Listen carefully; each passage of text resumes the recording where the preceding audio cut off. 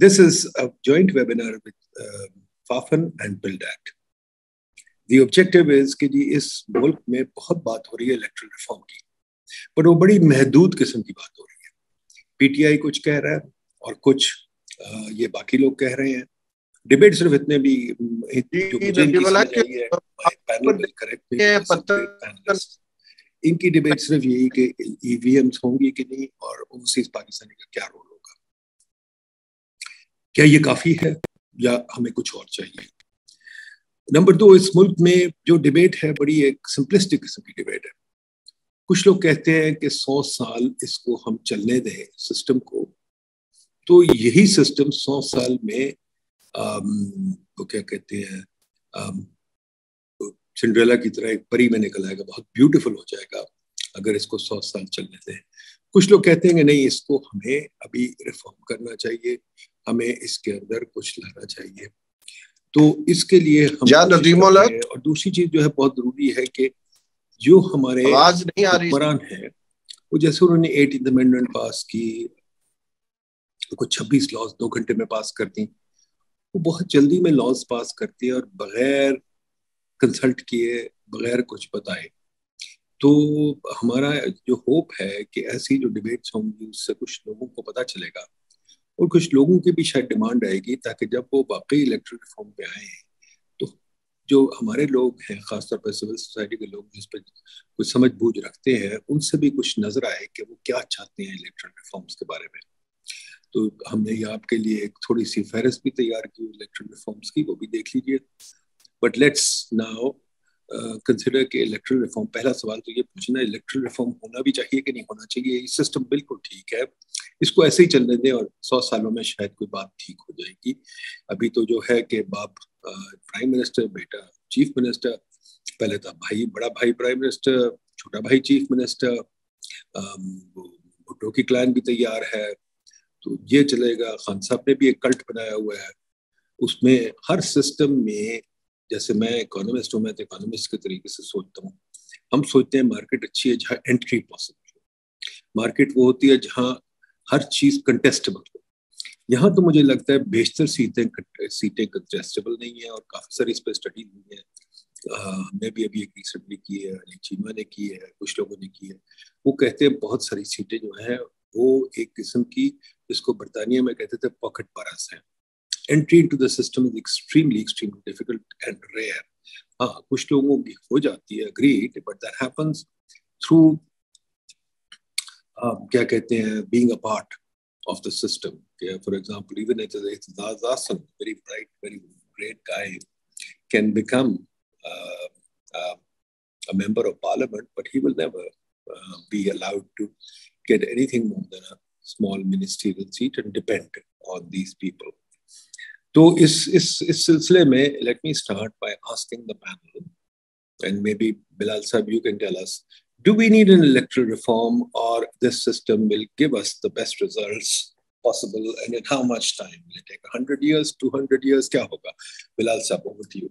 अच्छा, मैं ये कह रहा था नदीम साहब कि आपका बहुत शुक्रिया और आपकी वलवला अंगेज क़यादत में पाइड का बहुत शुक्रिया कि आप वक्तन फ़वक्तन इस किस्म की डिस्कशन करते रहते हैं जिसमें मुख्तलिफ पॉइंट ऑफ व्यूज़ पेश होने का मौका मिलता है. इसके लिए मैं आपकी बहुत तहसीन करता हूँ, कदर करता हूँ. लेकिन कई दफ़ा मैंने आपके इब्तदाई रिमार्क्स में ये बात नोट की है और मुझे ये दोस्ताना गिला करने दें कि आपने पहले से एक चीज़ तय की होती है, आपका एक ख्याल होता है और आप अब बेसिकली इस वेबिनार से चाह रहे होते हैं कि अब आप या तो मेरे इस ख्याल की तायीद कीजिए, और उसका यही मकसद होता है आपके वेबिनार का. यानी ये 100 साल में ठीक हो जाएगा, ये तंजिया गुफ्तगू आपको शुरू में फरमाने की ज़रूरत नहीं थी. आप ओपन डिस्कशन कराएं और फिर किसी नतीजे में पहुंचे. आप नतीजा पहले पेश कर देते हैं और बाद में फिर चीज़ों को डिस्कस करते हैं. तो मेरे ख्याल में ये एक accomplished researcher like yourself, जो इतनी accomplished organization को भी हेड कर रहा हो, मुझे ज़ाती तौर पे लगता है कि ये तरीक़ेकार ठीक नहीं है. आप सबको मौका दें गुफ्तगू सुनने का और करने का और फिर नतीजा निकाल लें.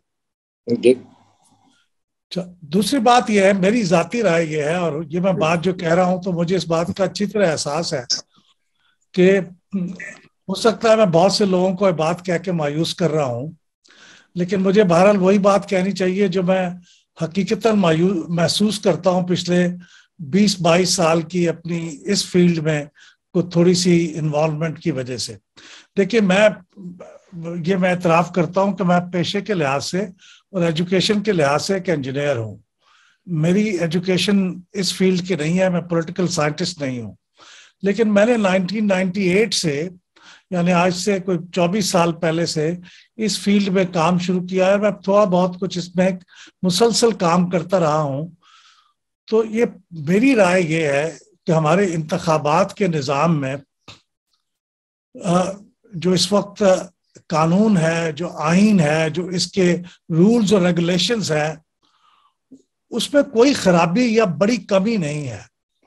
یہ تو درست ہے کہ چیزوں کو مستقل آپ کو دیکھنا پڑتا ہے اور آپ کو اس بات کا اہتمام کرنا پڑتا ہے کہ چیزیں امپروو ہوتی رہیں، وقت کے ساتھ چلیں، آؤٹ آف پیس نہ ہوں، اور ٹیکنالوجی جو نئی آ رہی ہے وہ بھی انوالو ہو، نئے مسائل جو پیدا ہو رہے ہیں ان کا بھی حل ہو۔ یہ باتیں ساری ٹھیک ہیں، لیکن میں محسوس کرتا ہوں کہ ان ساری چیزوں کے ساتھ کرنے کے ساتھ ساتھ جو سب سے بڑا obstruction اور رکاوٹ ہے پاکستان کے کانٹیکسٹ میں، وہ یہ ہے کہ ہمارے ہاں ایک طاقتور فریق ہمارے انتخابات کو فری اینڈ فیئر نہیں ہونے دیتا۔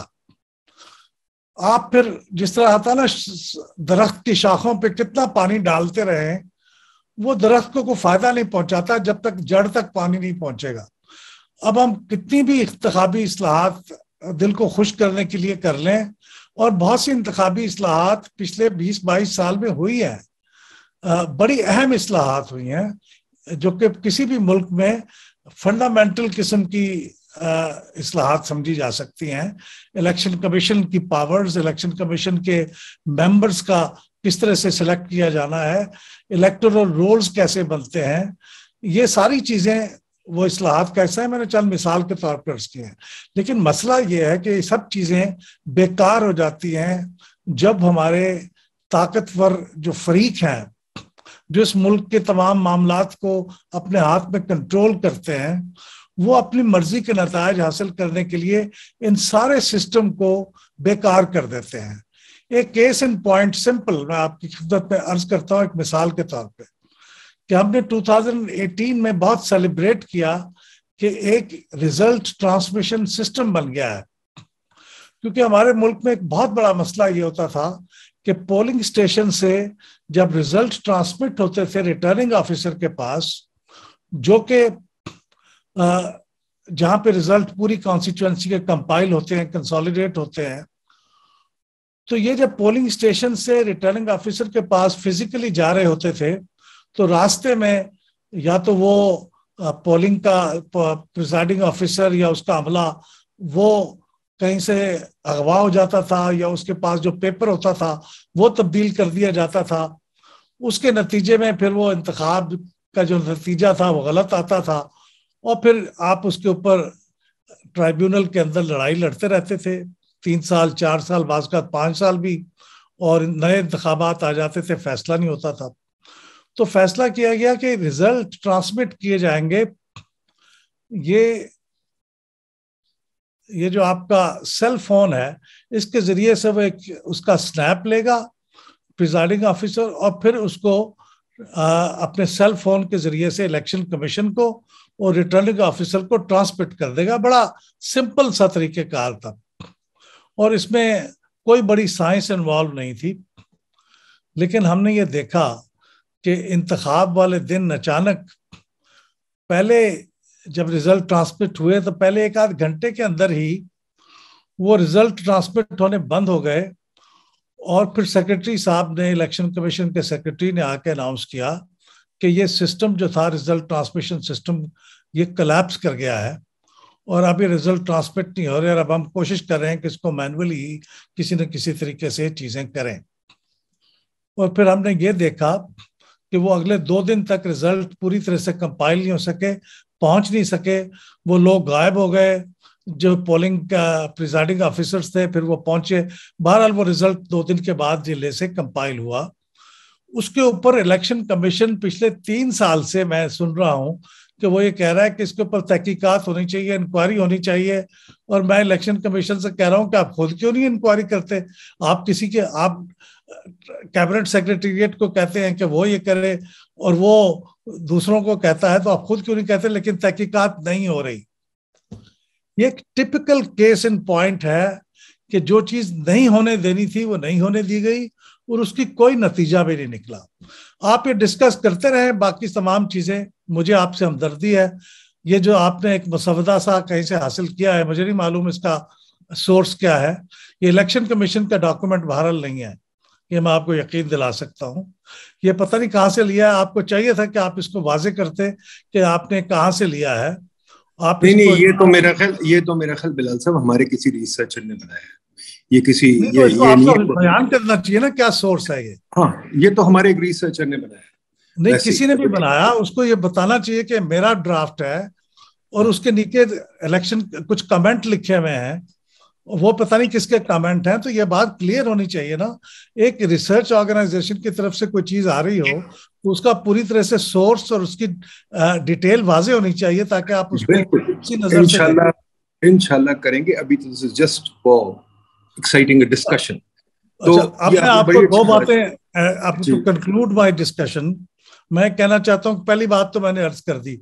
दूसरी बात मैं कहना चाहता हूँ कि अगर आपने कोई 2 पॉलिटिकल रिफॉर्म्स करनी हो तो उसका पहला तरीका तो यह है कि हमारे मुल्क में इलेक्शन कमीशन के अंदर जो पॉलिटिकल फाइनेंस के जो मामलात हैं, पैसा कहाँ से आता है सियासी जमातों के पास, कैंडिडेट्स के पास पैसा कहाँ से आता है, वो कितने पैसे खर्च कर रहे हैं, कहीं को बाहर से आदमी हमें खरीद तो नहीं रहा, जो आप कॉन्स्पिरेसीज की बात कर रहे हैं। तो इलेक्शन कमीशन के अंदर पॉलिटिकल फाइनेंस को मॉनिटर करने का एक एडिक्वेट सिस्टम होना चाहिए, जो इस वक्त नहीं है। वहां पे एक पॉलिटिकल फाइनेंस विंग बनाया गया था, वो वहां पे कहीं से किसी से मुस्तार लिया गया था चार्टर्ड अकाउंटेंट को, वो चले गए, वो अपना विंग काम नहीं कर रहा। तो उसको एक बाकायदा रोबस्ट किस्म का विंग बनाने की जरूरत है। और आखिरी बात मैं ये कह रहा हूं कि ये जो अमूमन हम पॉलिटिकल रिफॉर्म से मुराद ये समझते हैं कि इसमें कोई लॉ बना दिए जाए। मैं एक बार फिर रिपीट करता हूं कि लॉ तो बना दिए जाएंगे, उनकी एनफोर्समेंट नहीं होगी, और एनफोर्समेंट के रास्ते में वही रुकावट है जिसका मैंने पहले जिक्र किया है। अब एक ऐसी इलेक्टोरल रिफॉर्म भी ट्राई की जाए जो सिटीजन्स खुद अपने आप पे लागू करें, बड़ी तादाद में निकले और वोट डालने के लिए आए। हमारे मुल्क में पिछली दफा 52% लोगों ने वोट डाले थे, उससे पिछली दफा शायद 54 ने डाले थे। बांग्लादेश में मैं एक इलेक्शन मॉनिटर करने गया था, 80% से ज्यादा लोग मॉनिटर करते हैं। साउथ एशिया में सबसे कम हमारा है वोटर टर्नआउट। इतनी बड़ी तादाद में लोग वोट डालने चले जाएंगे तो शायद उसको मैनिपुलेट करना मुश्किल हो जाएगा। तो मेरी गुजारिश ये है कि हम इलेक्टोरल रिफॉर्म्स की निटी ग्रिटी और टेक्निकल साइड पे अपना वक्त लगाने की बजाय, अगर हम इन इलेक्शंस के रास्ते में जो बड़ी रुकावट है उसको कन्विंस करें कि मेहरबानी करके इलेक्शंस को फ्री एंड फेयर होने दें, तो फिर ये चीजें इवॉल्व होनी शुरू हो जाएंगी। मैं नहीं कहता कि 100 साल लगे रहने दें इस सिस्टम को, नहीं, फिर हम जो इलेक्टोरल रिफॉर्म्स करेंगे उनका कोई फायदा होगा, वरना अभी हम जो इलेक्टोरल रिफॉर्म्स लिख देंगे किताबों में, उसका फायदा नहीं होगा। आपका बहुत बहुत शुक्रिया। Thank you very much. Thank you Bilal साहब, thank you.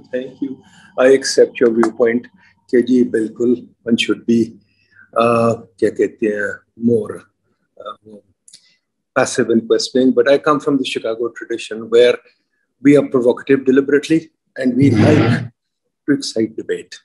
And I think that's a tradition that's very different from the British tradition जिसमें हम पले हैं, जहाँ के everything is hunky dory और हम डिबेट नहीं करते until हम एक दूसरे को मारने लग पड़ते हैं। पार्लियामेंट में डिबेट नहीं करते, मारते हैं जल्दी, तो हमें डिबेटिंग स्किल्स अभी नहीं आए। खैर चलिए, your point of view is well taken कि system is working well, implementation is wrong. اور یہ ہمارے ملک میں بہت کہا جاتا ہے implementation is the only problem.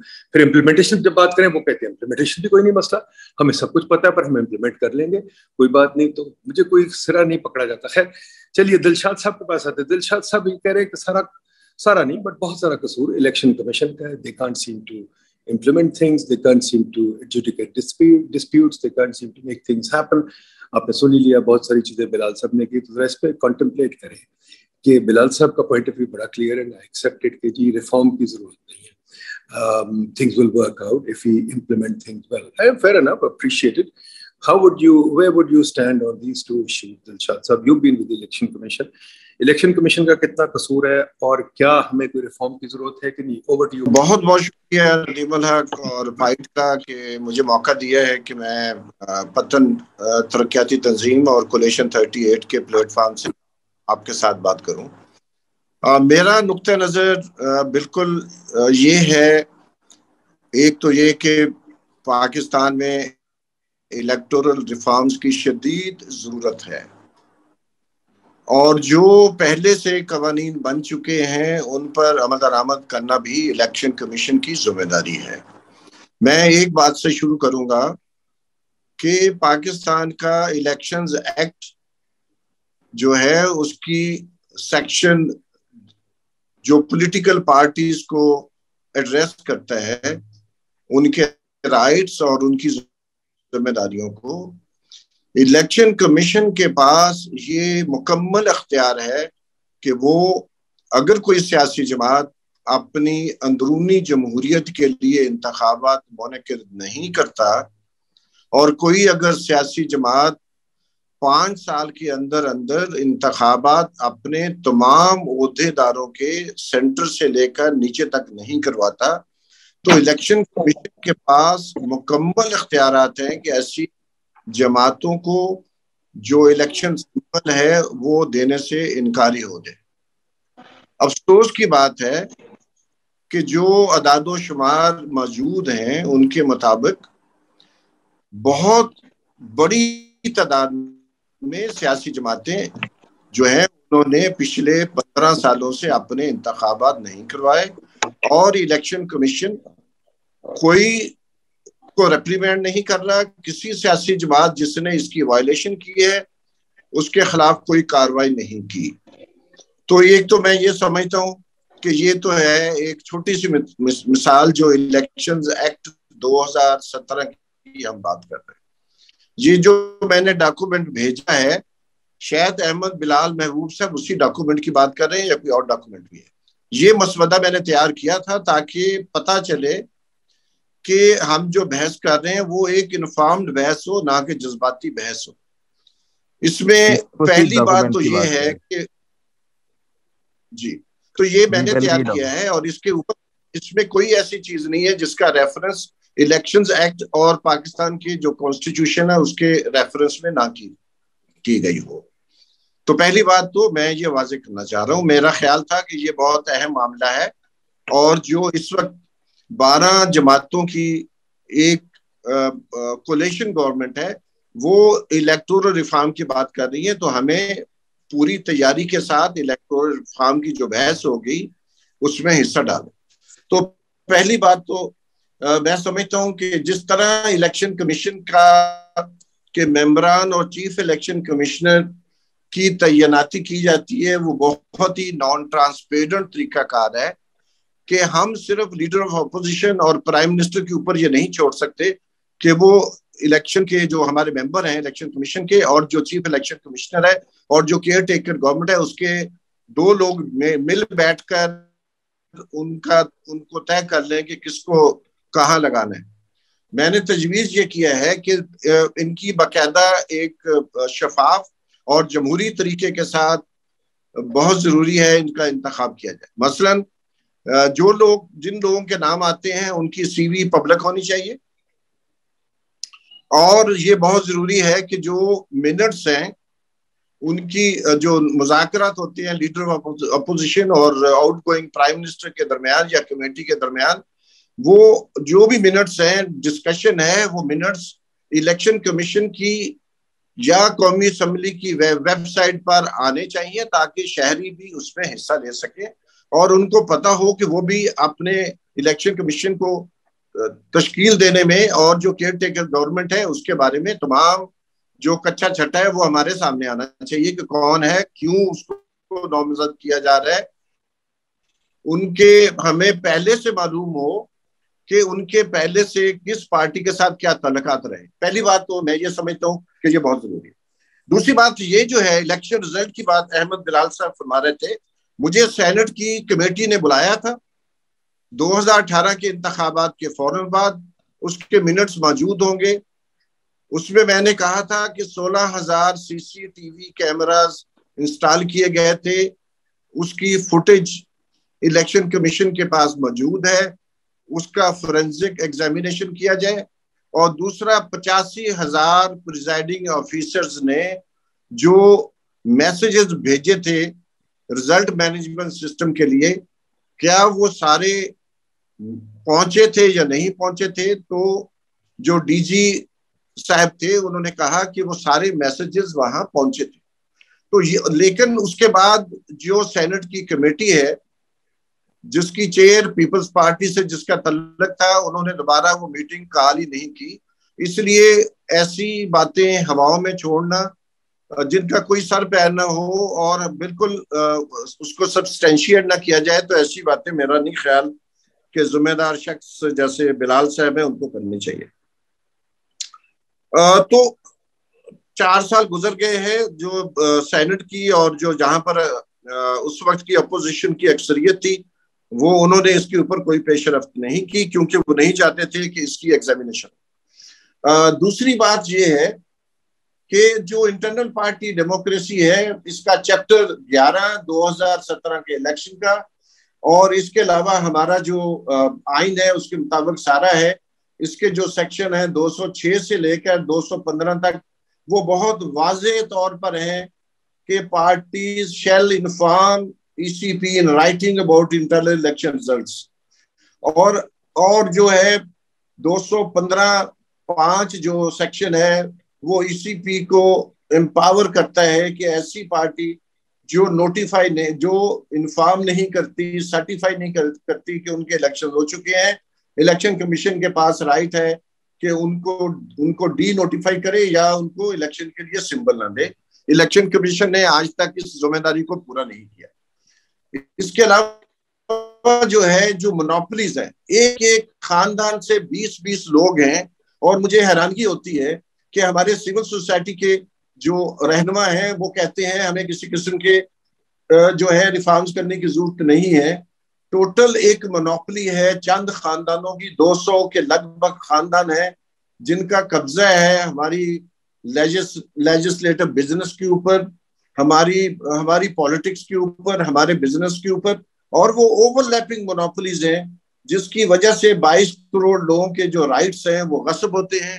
اور ان کے رائٹس کو اگر آپ دیہاتوں میں چلے جائیں, اپر سندھ میں جائیں یا لوور پنجاب میں جائیں, آپ کو نظر آئے گا کہ جو ہمارے منتخب نمائندے ہیں ان کے علاقوں میں کس طرح جو ہمارے فنڈامنٹل رائٹس ہیں جو آئین میں لکھے ہوئے ہیں ان کی وائلیشن ہوتی ہے, اور پولیس والے پرچہ بھی درج کرنے ڈال دیتے کیونکہ اگر مزدور ان کی فیکٹری کے مزدور ان کی مرضی کے مطابق ووٹ نہ ڈالیں. تو یہ پوری میں نے آپ کو بنا کے بھیجی ہے, اس میں پورا ایک میٹرکس ہے اور اس کے اوپر میں سمجھتا ہوں کہ بحث ہونی چاہیے. ایک شخص چاہے آئین کے تحت, قانون کے تحت 272 حلقوں سے انتخاب لڑ سکتا ہے. یہ آرٹیکل 223(2) ہے, nothing shall prevent a person from being a candidate for 2 seats at the same time. But if he is elected to more than 1 seat, he shall resign all but one of his seats. Section 61 of the Elections Act says it provides yet another benefit to such candidates by allowing them to deposit nomination fee just for 1 seat. Hare general election کے بعد ندیم صاحب ہم نے دیکھا ہے کہ ایک منی general election ہوتا ہے. یہ جو ہمارے پارٹیوں کے لیڈران ہیں وہ 5 جگہوں سے الیکشن لڑتے ہیں, جیتتے ہیں, اور پھر وہ اور ہمارا کروڑوں اربوں روپے دوبارہ خرچ ہوتا ہے، اور اس کو ٹھیک نہیں کرنا تو ہم کس کو ٹھیک کریں گے؟ پر میرا یہ طریقہ ہے کہ یہ میں چینج ایک شخص ایک وقت میں الیکشن لڑے، جو کہ دنیا میں کہیں بھی نہیں ہے، انڈیا میں 2 سے لڑ سکتے، اور یہ جو پریکٹس ہے، اور یا پھر ایسے کینڈیڈیٹ جو ہیں ان سے بائی الیکشن کا خرچہ لیا جائے، اور جو الیکشن انہوں نے لڑا تھا جنرل الیکشن میں اس کا بھی کاسٹ اس سے پہلے ڈپازٹ لی جائے، اور میرا اپنا خیال ہے کہ اس کے بعد یہ بھی ختم ہو سکتا، پریکٹس ختم ہو سکتی ہے۔ اور دوسرا یہ ہے کہ اگر آپ دیکھیں کہ ہماری اسمبلیز میں اگر آپ دیکھیں تو 50% اگر ووٹرز ٹرن آؤٹ ہے، جو رولنگ کولیشن ہے اس کے پاس کبھی بھی 30-40% سے زیادہ ووٹ نہیں ہوتے، بہت نیرو بیس ہے ہماری جو اسمبلیز ہیں جن کو ہم الیکٹڈ اسمبلیز کرتے ہیں، تو اس لیے اس میں بھی چینج کرنی چاہیے۔ باقی خواتین کی ایشو ہے، ای وی ایم کا معاملہ ہے، یقیناً ای وی ایم کیونکہ جو وقت رولنگ کولیشن ہے وہ ای وی ایم کو ریورس کرنا چاہتی ہے، وہ اس کے علاوہ جو آئی ووٹنگ ہے اس کو ختم کرنا چاہتی ہے، اور ہم سمجھتے ہیں کہ یہ بالکل قانون کی خلاف ورزی ہوگی، اور جو ہمارا پچھلے 10-12 سالوں سے ہم نے اس کے اوپر بحث مباحثہ کیا ہے اس کی وائلیشن ہوگی۔ اور آخر میں نے لکھا ہے، یہ پیسٹ کی ہے ای سی پی کی رپورٹ ہے جو انہوں نے جو 14 نومبر 2017 کو جاری کی تھی، اور اس کی رپورٹ میں انہوں نے الیکشن کمیشن نے خود لکھا ہے The Election Commission of Pakistan is technology progressive organization which is striving to achieve goals by engaging all the stakeholders, keeping the world's best practices and enforcing the international standards in the field of electoral technology. اس کے علاوہ وہ اسی میں لکھا ہے it would be more appropriate and wise to keep conducting multiple pilot projects in urban as well as rural areas of the country by engaging all the voters of the constituencies to make the overall system robust, speedy, reliable and accurate. اب election commission پچھلے 4 سالوں سے جو ہے بلکہ 5 سالوں سے فیل ہو گیا ہے، اس نے اس کے اوپر امپلیمنٹ نہیں کیا۔ الیکشن کمیشن کا جو اسٹریٹجک پلان ہے 2019-2023 اس کا جو پلر نمبر 8 ہے پڑھے، اس میں الیکشن کمیشن نے پرومس کیا تھا کہ وہ پائلٹ کرے گا، انہوں نے نہیں کیا۔ تو اگر الیکشن کمیشن خود اپنے ہی اسٹریٹجک پلان کو وائلیٹ کرتا ہے تو اس کو پنش کون کرے گا، اس کو کون پوچھے گا؟ تو میرا یہ خیال ہے، یہ کہنا کہ پاکستان کی جو الیکٹورل سسٹم ہے اس میں کسی قسم کی گنجائش نہیں ہے، تو میں سمجھتا ہوں کہ یہ بہت بڑی مس لیڈنگ ہے، کانسیپٹ ہے، اور اس کو بالکل کرنا چاہیے۔ Thank you very much. Thank you Sarwar صاحب۔ جی دلشاد صاحب can you hear me now? Dilshad صاحب are you there؟ جی آواز آپ کی آواز آ رہی ہے مجھے۔ جی اچھا دلشاد صاحب بتائیے، الیکشن کمیشن تو لگتا ہے کہ is not an organization that is capable of running elections۔ اگر میں 2 ایکسپرٹس کی باتیں سنوں، مجھے تو نہیں پتا، بلال صاحب پھر کہیں گے میں پرووکیٹو ہو رہا ہوں، but that's my way of doing. میں نے ایسے نہیں کہا، پلیز مجھ سے کریں یہ بات، باری صاحب نے فرمایا، انہی کی بات کہیں۔ جی اچھا ایک منٹ، میں اپریشیٹ کرتا ہوں دونوں میں سے کوئی بھی۔ میں دلشاد صاحب سے یہ پوچھنا چاہتا ہوں، دلشاد صاحب یہ بتائیے کہ الیکشن کمیشن میں جو شارٹ کمنگز بتائی گئی ہیں، کافی ساری نظر آئی ہیں، اس کا کیا حل ہے؟ کوئی حل ہے کہ نہیں؟ Election commission is an organisation that is incapable of holding elections؟ بتائیے جناب ندیم صاحب۔ بات یہ ہے کہ ابھی احمد بلال صاحب کی بات بھی میں نے سنی ہے، سرور باری صاحب کی بھی۔ اس میں سب سے بڑی اہم بات ہے کہ الیکٹورل ریفارم پہ بہت کام ہوا ہے، لیکن اصولی طور پر جو بنیادی طور پر جو ہم چاہتے ہیں جس میں الیکٹورل ریفارم ہونا چاہیے، اس پر کسی پارٹی نے دھیان نہیں دیا۔ سب سے بڑی اہم بات یہ کہ میں عرض کروں کہ ہمارے الیکشن پاکستان میں باقاعدہ پولیٹیکل ریفارم باقاعدہ موجود ہے، پولیٹیکل کا ونگ موجود ہے جو تمام سیاسی جماعتوں کے اکاؤنٹ کو چیک کرتا ہے، لیکن برابر اس پر عمل درآمد نہیں ہو رہا۔ یہ بات ٹھیک کہا ہے احمد بلال محبوب صاحب نے، لیکن اب ہم آگے چلتے ہیں۔ بہت سی باتیں ہو گئی ہے، سرور بھائی صاحب نے بتا دی ہے، لیکن جو بنیادی خرابی جو ہے ہمارے الیکٹورل سسٹم میں وہ یہ ہے کہ جو آزاد امیدوار جو عوام سے ووٹروں سے مینڈیٹ لے کے آتے ہیں کہ ہمارا کسی سیاسی جماعت سے کوئی تعلق نہیں، لیکن جب وہ پارلیمنٹ میں آتے ہیں تو اقتدار کی جو پارٹی ہے، رولنگ پارٹی ہے، اس میں وہ پارٹیسپیٹ کر لیتے ہیں۔ اس کا مطلب یہ ہے کہ انہوں نے اپنی ووٹر کو دھوکہ دیا، ان کے ساتھ منافقت کی، اور جہاں اپنے ذاتی مفادات آئے تو پارٹی جوائن کر لی. تو عوام نے ووٹرز نے تو ان کو آزاد امیدوار کی حیثیت سے ان کو چنا کر منتخب کیا تھا. اس پر بھی ایک اہم ترمیم یہ ہونی چاہیے کہ آزاد امیدوار جو ہیں وہ الیکشن کمیشن پاکستان کے رول کے مطابق وہ کسی پارٹی کو جوائن نہ کریں. تو سب سے بڑی اہم بات تو یہ تھی. دوسری سب سے بڑی تجویز ہماری یہ ہے کہ ٹھیک ہے کہ آر ٹی ایس کا سسٹم ناکام ہوا، اس پر انکوائری نہیں ہوئی، کمیشن نہیں بیٹھا، جس کی وجہ سے آج ہم تمام سیاسی جماعتیں اس پر کہ سب سے بڑی انتخابی اصلاحات میں یا الیکشن کمیشن کے معاملات میں جو رکاوٹ بن رہی ہے وہ ہماری ہائی کورٹس بنتی ہیں، ہماری عدالتیں ہیں. اب یہ میں آپ کو چند مثال دے دیتا ہوں کہ ابھی جو ضابطہ اخلاق کی خلاف ورزی پر ابھی چند ہفتے پہلے الیکشن کمیشن پاکستان نے صوبہ خیبر پختونخوا کے 2 منسٹروں کو نااہل قرار دیا کہ وہ اپنے ناظم کا یا میئر کا انتخاب نہیں لڑ سکتے، نااہل قرار دے دیا. لیکن اسلام آباد ہائی کورٹ نے اس میں کوئی ابہام پیدا ہو گیا یا منٹس میں لکھنے میں کوئی فائدہ ہو گیا، ریلیف مل گیا، تو انہوں نے الیکشن کمیشن کے فیصلے کو قرار دے دیا.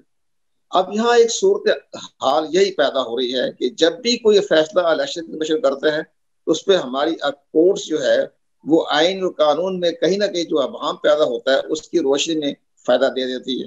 ایک اہم بات ابھی چل رہا ہے، ابھی وہ دیکھیں آپ کہ فیصل وارڈا کا کیس آیا، 3 سال تک وہ شخص جو تھا وہ ریلیف دیتا رہا، لیکن بہرحال الیکشن کمیشن نے اس کو ڈسکوالیفائی کر دیا. اب وہ سپریم کورٹ میں اس کو ٹھیک ہے چلے وہ کیس چل رہا ہے. اور تیسری سب سے بڑی اہم بات جو میں عرض کرنا چاہتا ہوں وہ جو ہماری ہائی کورٹس نے کہ قاسم سوری صاحب، یہ ہمارے احمد بلال بھی سن لیں اور ہمارے سرور باری بھی دیکھ لیں کہ قاسم سوری صاحب کو الیکشن ٹریبیونل بلوچستان نے نااہل قرار دیا اور بڑا خوبصورت ججمنٹ یہ لکھی جس کے بابر عوام جو تھے وہ قاسم سوری کے وکیل تھے، جواب نہیں دے سکے. تو انہوں کے نادرا کی رپورٹ کے مطابق قاسم سوری صاحب نے 50,000 جو ووٹ کیے وہ جعلی ووٹ، جعلی انگوٹھے تھے، انگوٹھے پہ گزارا نہیں کیا، پاؤں کے نشان تھے، پاؤں کے انگوٹھے کو نشان تھے. اتنا زبردست کیس الیکشن ٹریبیونل نے اس کے خلاف دیا.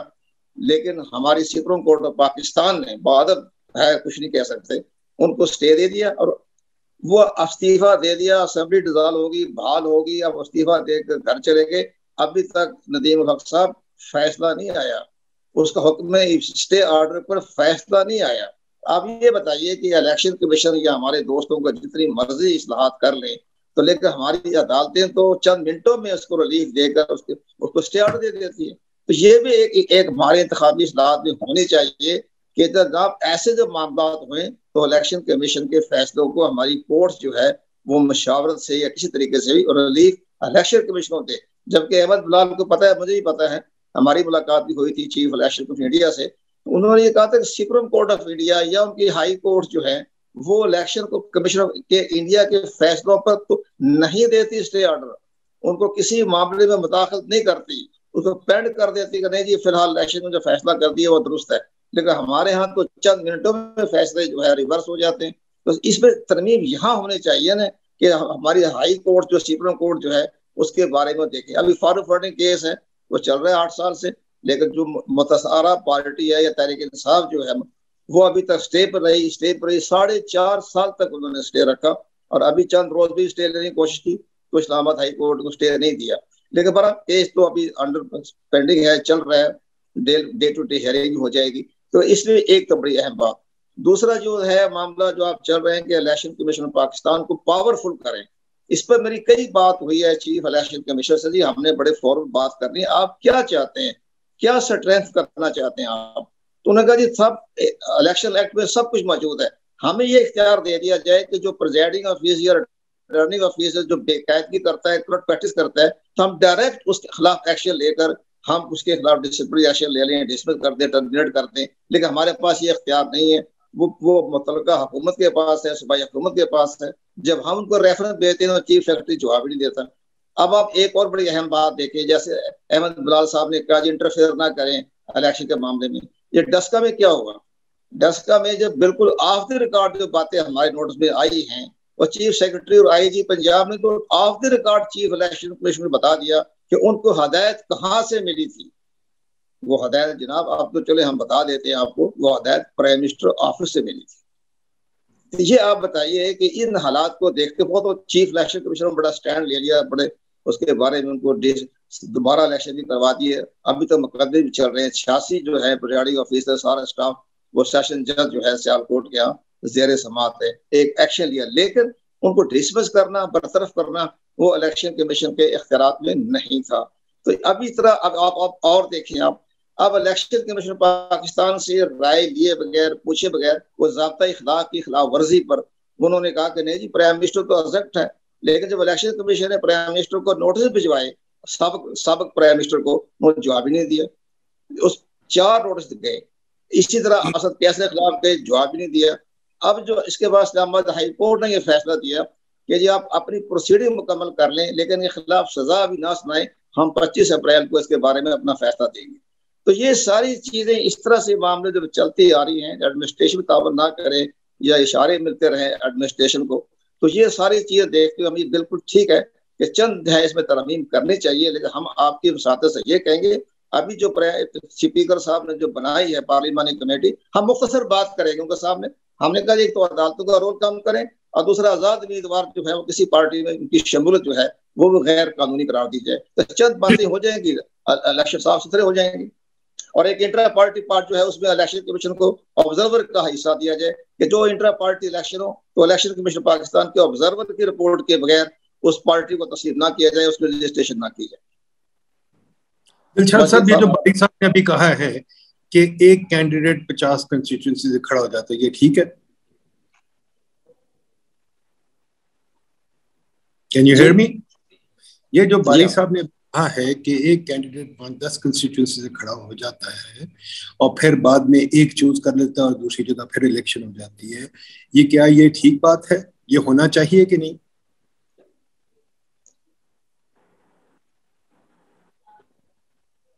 نہیں آ رہی آواز, چلے okay. Let me go to Mehboob صاحب. محبوب صاحب, what do you say about this? ایک کینڈیڈیٹ سے ایک کنسٹیٹوئنسی ایک کینڈیڈیٹ کھڑا ہو یا بہت ساری کنسٹیٹوئنسی سے کھڑا ہو؟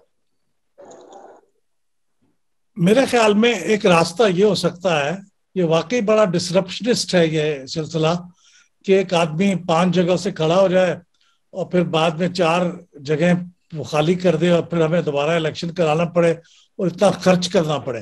میرے خیال میں الیکشن کمیشن کو اس کے جو اخراجات ہیں نا وہ چارج کرنے چاہیے. اگر کوئی آدمی ایک سے دوسری سیٹ پہ کھڑا ہونا چاہتا ہے تو پہلی سیٹ پہ تو اس کو نارمل ٹریٹ کیا جائے, لیکن اگر وہ چاہے کہ نہیں میں دوسری سیٹ پہ بھی کھڑا ہونا چاہتا ہوں, تیسرے پہ ہونا چاہتا ہے, تو پھر اس کے لیے اس کو چارج کیا جانا چاہیے تاکہ وہ جو ایکسپینسز ہیں وہ ریکور ہوں اس سے.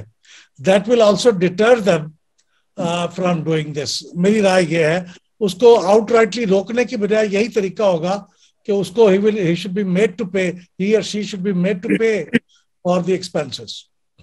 اچھا ایک میں تھوڑی سی پرسنل کلیریفیکیشن کر دوں. یہ باری صاحب نے فرمایا تھا کہ میرے جیسے ذمہ دار آدمی کو ایسی بات نہیں کرنی چاہیے. کیسی بات؟ مثلا میں نے تو جو بات کہی ہے وہ تو پبلک نالج کی بات ہے کہ secretary election commission came on national television and he announced that the RTS has collapsed, and since then we have not seen any investigation about that. اگر ان کو کچھ لوگوں نے اندر جا کے کوئی خفیہ طریقے سے کوئی چیز بتائی ہے کہ سارے میسیجز ریسیو ہو گئے تھے, تو میرے پاس تو ایسا کوئی سورس نہیں ہے, تو مجھے وہ کس بات کا الزام دے رہے ہیں کہ میرے جیسے ذمہ دار آدمی کو کیا بات نہیں. انفارچونیٹلی مسئلہ یہ ہے ہمیں پتہ نہیں چلتا. ایک منٹ باری صاحب, ہمیں کسی چیز کا پتہ نہیں چلتا. ابھی ریکو ڈیک کا کیس ہوا ہے بھائی صاحب, ایک منٹ, ابھی ریکو ڈیک کا کیس ہوا ہے, سیٹل ہو گیا ہے, تو ریکو ڈیک کا ہمیں کچھ نہیں پتا کہ کیا ہوا ہے. یہ اس ملک کا انفارچونیٹلی عقیدہ ہی ہے. جی باری صاحب آپ کچھ کہنا چاہ رہے ہیں؟ اچھا چلیں, لیٹ می موو آن. میں یہ عرض کر رہا ہوں احمد بلال صاحب کو کہ سارا جو انویسٹیگیٹ کرنا ہر ذمہ دار جو سول سوسائٹی کا لیڈر ہے ذمہ داری ہے بعد میں کر لیں گے کہ وہ اپنے let's talk about the subject at hand. Let's talk about the subject at hand. کیونکہ جی باری صاحب ایک سبجیکٹ ایٹ ہینڈ جو ہے نا وہ الیکٹرل ریفارم ہے. Let's talk about that. دیکھیے اب let me come to the next point جو اگین آپ نے ریز کیا تھا باری صاحب. آپ you raised a number of points which are very important and I actually sympathize with you. I think quite frankly families کو بھی ہمیں لمٹ کرنا چاہیے. کوئی ضروری تو نہیں ہے کہ 16 بندے نواز شریف کی فیملی سے آ رہے ہیں, 15 بندے کسی اور فیملی سے آ رہے ہیں. there are so many families جہاں سے بندے جوائنٹلی آتے ہیں. بڑے سچویشن میں دیکھا گیا ہے کہ اگر 2 کزنز یا 2 بھائی ایک فورم میں بیٹھے ہوں تو دے فارم اے کولیشن. تو وہاں ڈیبیٹنگ یا ووٹنگ بہت مشکل ہو جاتی ہے when you have coalitions operating in a system. So should we have such coalitions or not, or should we have some limit to what can happen? For example, اب جو chief minister جو بن گئے اور prime minister باپ بیٹا, is this something that should be allowed or not allowed? I know people jump to give me the example of Bush, senior Bush and junior Bush, but 200 سال بلکہ تقریباً 250 سال کی history میں ایک باپ بیٹا آئے ہیں, اور وہ بھی 8 سال کے گیپ کے بعد. یہ نہیں کہ سائملٹینیس تو کبھی بھی نہیں کوئی آیا. تو یہ سچویشن جو ہے اس پہ نہیں ہمیں غور کرنا چاہیے. These things that we should worry about, or we should leave them to natural causes. اس پہ کوئی کامنٹس ہوں گے آپ لوگوں کے؟ دیکھیے میرا تو نقطہ نظر یہ ہے کہ پاکستان میں اگر آپ کریں یہ سارا انالیسس تو آپ کو نظر آ جائے گا کہ مثلاً ابھی مریم اورنگزیب صاحبہ جو ہیں وہ خود بھی پارلیمنٹ کا حصہ ہیں, ان کی والدہ اور خالہ بھی تھی کسی زمانے میں. اسی طرح آپ دیکھیں پرویز ملک مرحوم, ان کی مسز اور ان کا بیٹا بھی تھا. شریف فیملی کو دیکھ لیں, ادھر پی ٹی آئی نے جو ضمنی انتخابات ہوئے چیمہ صاحب کو دیا, پھر ان کی بیگم کورنگ کینڈیڈیٹ تھی. اور آپ کو بے تحاشا ایسی مثالیں ملے گی کہ یہ زرداری فیملی میں دیکھ لیں, بہت سارے نمبر ہیں کہ ایک ہی فیملی ہے, ڈائنسٹی ہے. اور میرا اپنا خیال ہے کہ جیسے آرٹیکل 38 جو ہے پاکستان کے کانسٹیٹیوشن کا بہت واضح طور پر کہتا ہے کہ the state shall discourage, کہ جو ریاست ہے وہ means of production جو ہے وہ چند خاندانوں یا چند ہاتھوں میں ہونے سے روکے گی. تو یہ جو اکنامک سائڈ پہ ہے یہ اینٹی ٹرسٹ لاز ہیں, اینٹی مونوپلی لاز ہیں, کمپٹیشن لاز ہیں. تو ان لاز کو اگر ہم پولیٹیکل ارینا میں لے جائیں اور ڈائنسٹی کو ہم اپنے آئین میں اور الیکشنز ایکٹ میں ڈیفائن کریں اور جو ریلیونٹ لاز ہیں ان میں ہم یہ ڈالیں, اور اسی طرح جو اکنامک لاز ہیں ان کو ہم پولیٹیکل ارینا میں لے کے جائیں تو ہم راستہ نکال سکتے ہیں. لیکن اگر جس طرح الیکشنز ایکٹ میں پولیٹیکل پارٹیز کی انٹرنل ڈیموکریسی کا ذکر ہے, الیکشنز کا ذکر ہے, اگر وہ بھی ریگولر ہو, ان کی ممبرشپ ہو, تو ظاہر ہے جو ممبرز ہیں ہر پارٹی کے جو ووٹرز کو موبلائز کرتے ہیں تو ان کی طرف سے بھی ایک نیچے سے پریشر بلڈ اپ ہوگا کہ وہ ہمیں بھی کوئی جو ہے اس کا حصہ بنائیں. دوسرا یہ کہ جو الیکشنز ایکٹ ہے اس میں بہت واضح طور پہ لکھا ہوا ہے کہ جو بھی پارٹی ایم این ایز اور ایم پی ایز کے ٹکٹ جاری کرے گی اس کے لیے وہ پارٹی کے اندر الیکشن کروائے گی. ایک ٹرانسپیرنٹ اور ڈیموکریٹک پروسیجر کے ذریعے تمام جو ممبران اسمبلی کے جو کو ٹکٹیں ایشو ہونی ہے اس کے لیے ان کو جو سیکشن 206 کے مطابق الیکشنز کروا کے پھر وہ نام جو ہے وہ الیکشن کمیشن کو بھیجنے ہیں. اگر اسی کو بھی صحیح طریقے سے امپلیمنٹ کر دیا جائے تو ایک بگننگ شروع ہو سکتی ہے. پارٹی کے ایکٹیوسٹ جو مارے کھاتے ہیں, پارٹی کے لیے جھنڈا اٹھاتے ہیں, وہ اگر ممبر ہوں گے, وہ سٹرکچرز کا حصہ ہوں گے تو یہ مونوپولیز کو روکیں گے. لیکن فوری طور پر ایک افرمیٹیو ایکشن کی ضرورت ہے اس پر, کیونکہ اگر ایلیٹ اپنے آپ کو خود ریفارم نہیں کرے گی تو پھر ایک سوشل موومنٹ کے ذریعے ان کو پش کیا جائے گا کہ وہ کریں. ہمارے پاس دنیا میں بہت سارے مثالیں ہیں اور میں تو اس سسٹم کو فالو رہا. ٹھیک ہے محبوب صاحب, how do you react? I mean candidacy پہ کوئی ہونی چاہیے ہمارے پاس restrictions یا نہیں, یا anybody should be a candidate?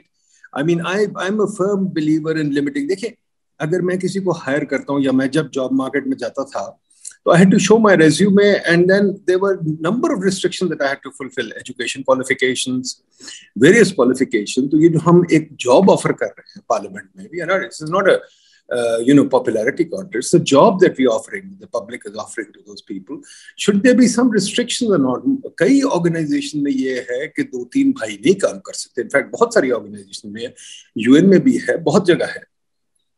क्या इसमें कोई खामी है कि ये जो अभी बारी साहब ने कहा है, not a sympathy for the anti trust laws, कि जो मोनोपोली की तरफ हम जाते हैं, इसके बारे में आपका क्या ख्याल है? कोई होनी चाहिए रिक्वायरमेंट्स कैंडिडेट्स के लिए, या एनीबडी कैन स्टैंड? जी बिलाल साहब. जी बहुत शुक्रिया नदीम साहब. देखें, मेरे ख्याल में ये जो पॉलिटिकल पार्टीज के अंदर इस किस्म की टेंडेंसीज होती हैं, उसके लिए एक प्रॉपर तरीका तो ये है कि ये पॉलिटिकल पार्टीज डेमोक्रेटिक हों. और इनके अनडेमोक्रेटिक होने की एक सबब ये है, फिर मैं उसी तरफ आऊंगा कि सारी खराबियों की जड़ कहाँ है. जब पॉलिटिकल पार्टीज को विक्टिमाइज किया जाता है ना, जब को मार्शल लॉ लगता है, जब कोई इस तरह की गवर्नमेंट आती है और पॉलिटिकल पार्टीज को तोड़ने की कोशिश होती है, तो उस वक्त फिर लोग इकट्ठे होने के लिए किसी ऐसी शख्सियत को देखते हैं जो पार्टी को यूनिफाई कर सके. और वो फॉर्चुनेटली या अनफॉर्चुनेटली जो गुज़श्ता लीडर का जो कत्ल हो चुका हो या जिसको एग्जाइल कर देगा उसका भाई, उसका बेटा, उसकी बेटी, उसके गिर्द लोग यूनिफाई हो जाते हैं, बाकी लोगों को मौका नहीं मिलता. तो अगर ये डेमोक्रेटिक प्रोसेस चलेगा और इंटरफेरेंस नहीं होगी, तो फिर ये मुश्किल हो जाएगा कि कोई फैमिली की अपनी पार्टी के ऊपर मोनोपोली बन के बैठी रहेगी. लोग क्वेश्चन करेंगे उसको जब पार्टियों के अंदर, फिर लोगों के अंदर डेमोक्रेसी आएगी.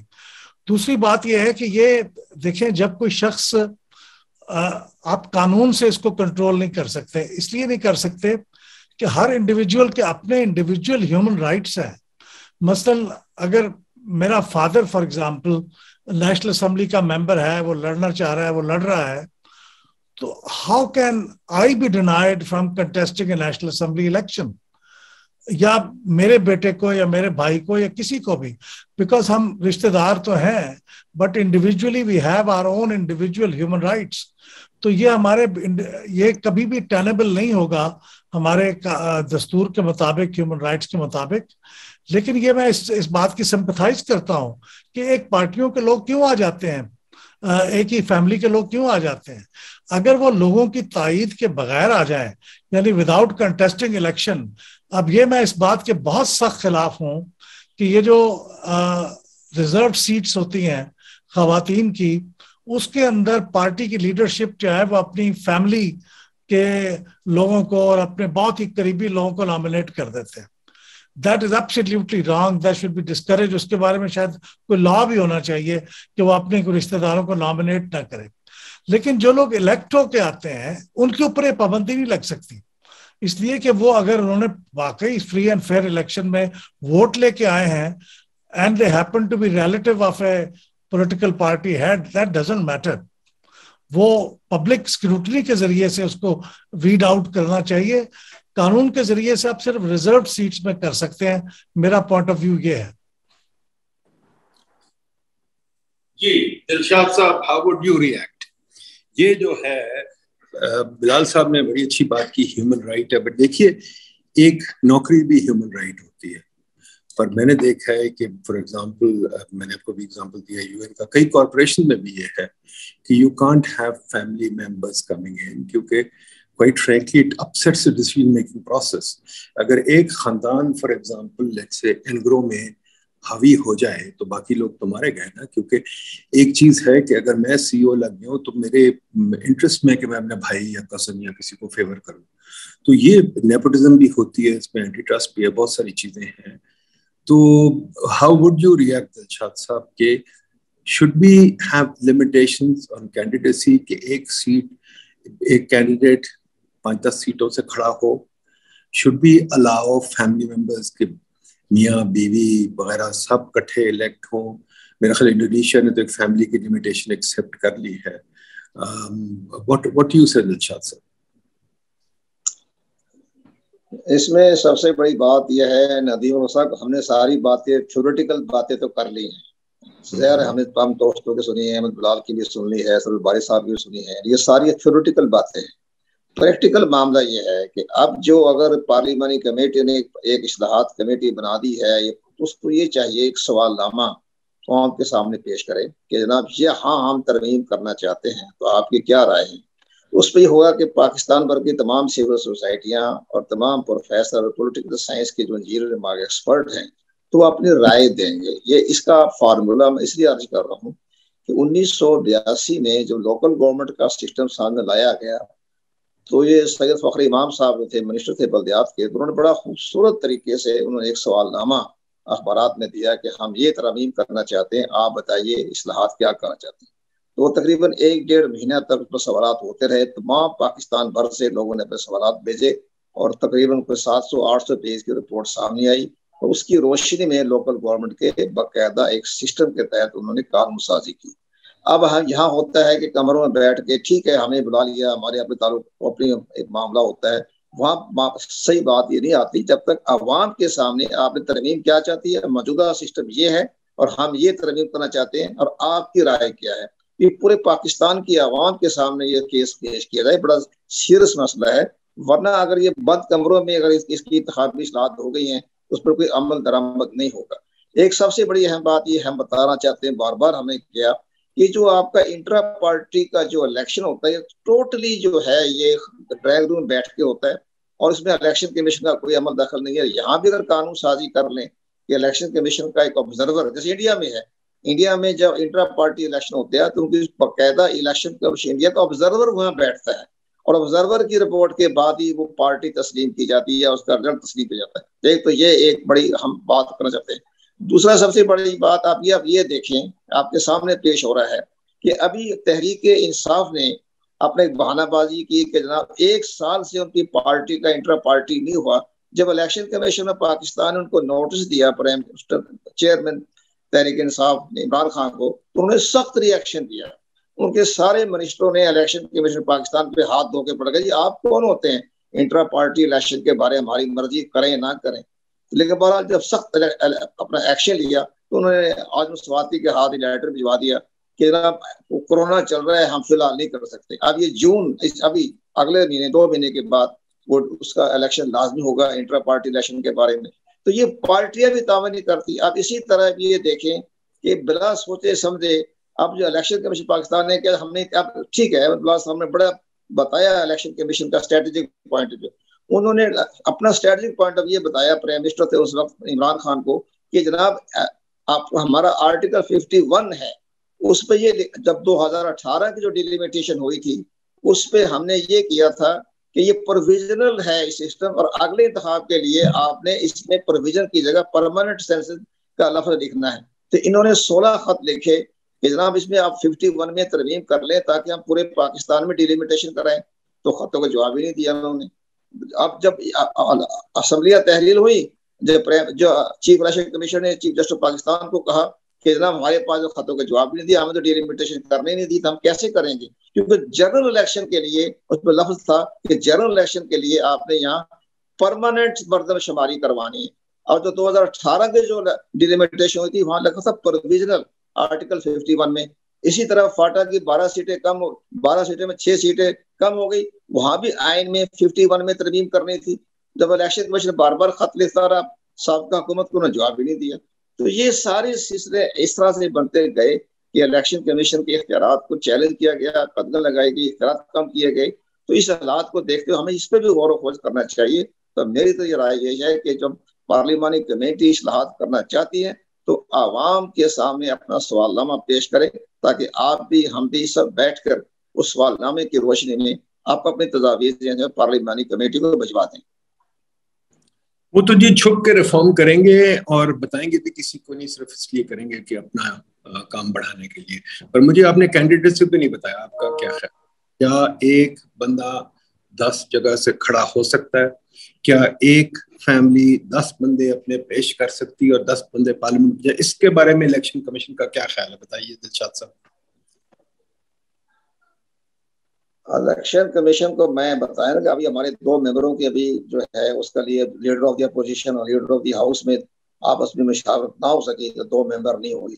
اب چونکہ موجودہ حالات میں ایک نام نہاد اپوزیشن آ گئی ہے سامنے، تو اب وہ آپ کے leader of the house leader of the opposition بیٹھ کے طے کر لیں گے, 2 ممبروں کا تقرر ہو جائے گا. لیکن جو الیکشن کمیشن کے ممبران کے تقرر کے حوالے سے ہمارے دوستوں نے مشورہ دیا وہ بالکل درست کہا ہے, کیونکہ باقاعدہ ان کی سی وی, ان کے باقاعدہ منٹس, ان کے باقاعدہ تمام جو ان کا ایک بیک گراؤنڈ ہے ماضی کا وہ پیش کیا جائے. لیکن آپ کو حیران ہوں گئی کہ جو ہمارا جو آرٹیکل 213 کے تحت جس میں ان کی تقرر کیا اس میں لکھا ہوا ہے کہ باقاعدہ انٹرویو ہوگا, جو ممبر آئیں گے ان کے لیے باقاعدہ انٹرویو ہوگا. آج تک انٹرویو ہوئے وہ کاغذی کارروائی کے تحت ہی ان کا تقرر کر دیا گیا. تو یہ بھی ایک طریقہ کار ہے. تو ہمارا بھی خیال ہے کہ ہماری ممبرشپ جو ہے 2 ان کا بھی تقرر کیا جائے اور ساتھ ساتھ جو الیکشن کے پاکستان اور مزید اسٹرینتھ کیا جائے.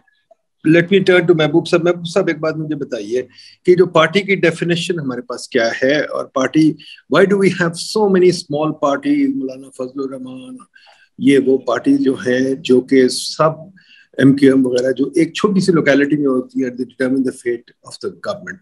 یہ اس کی کوئی سولوشن ہے کہ نہیں, آئی ہے ٹھیک ہے؟ یہ سوال مجھے یاد ہے کہ جی بتائیں. جی بولیے محبوب صاحب, باقی لوگ مائک بند کر دیں پلیز. محبوب صاحب بولیے. جی لاسٹ ٹائم بھی ہماری جب اس طرح کا سیشن ہوا تھا تو آپ نے پولیٹیکل پارٹی کی ڈیفینیشن پہ کوشچن اٹھایا تھا. دیکھیں ہمارا جو الیکشنز ایکٹ 2017 ہے نا, اس کے اندر ایک سیکشن ہے ڈیفینیشنز کا. میں نے لاسٹ ٹائم بھی یہی عرض کیا تھا. اس کا چیپٹر 1 ہے, سیکشن 1 شارٹ, اس کے اندر پھر ڈیفینیشنز ہیں. تو اس کے اندر پولیٹیکل پارٹی کی بھی ڈیفینیشن ہے, وہ تھوڑا سا وقت نکال کے اسے پڑھ لیجئے گا. یہ 18 نمبر پہ ہے پولیٹیکل پارٹیز کی ڈیفینیشن.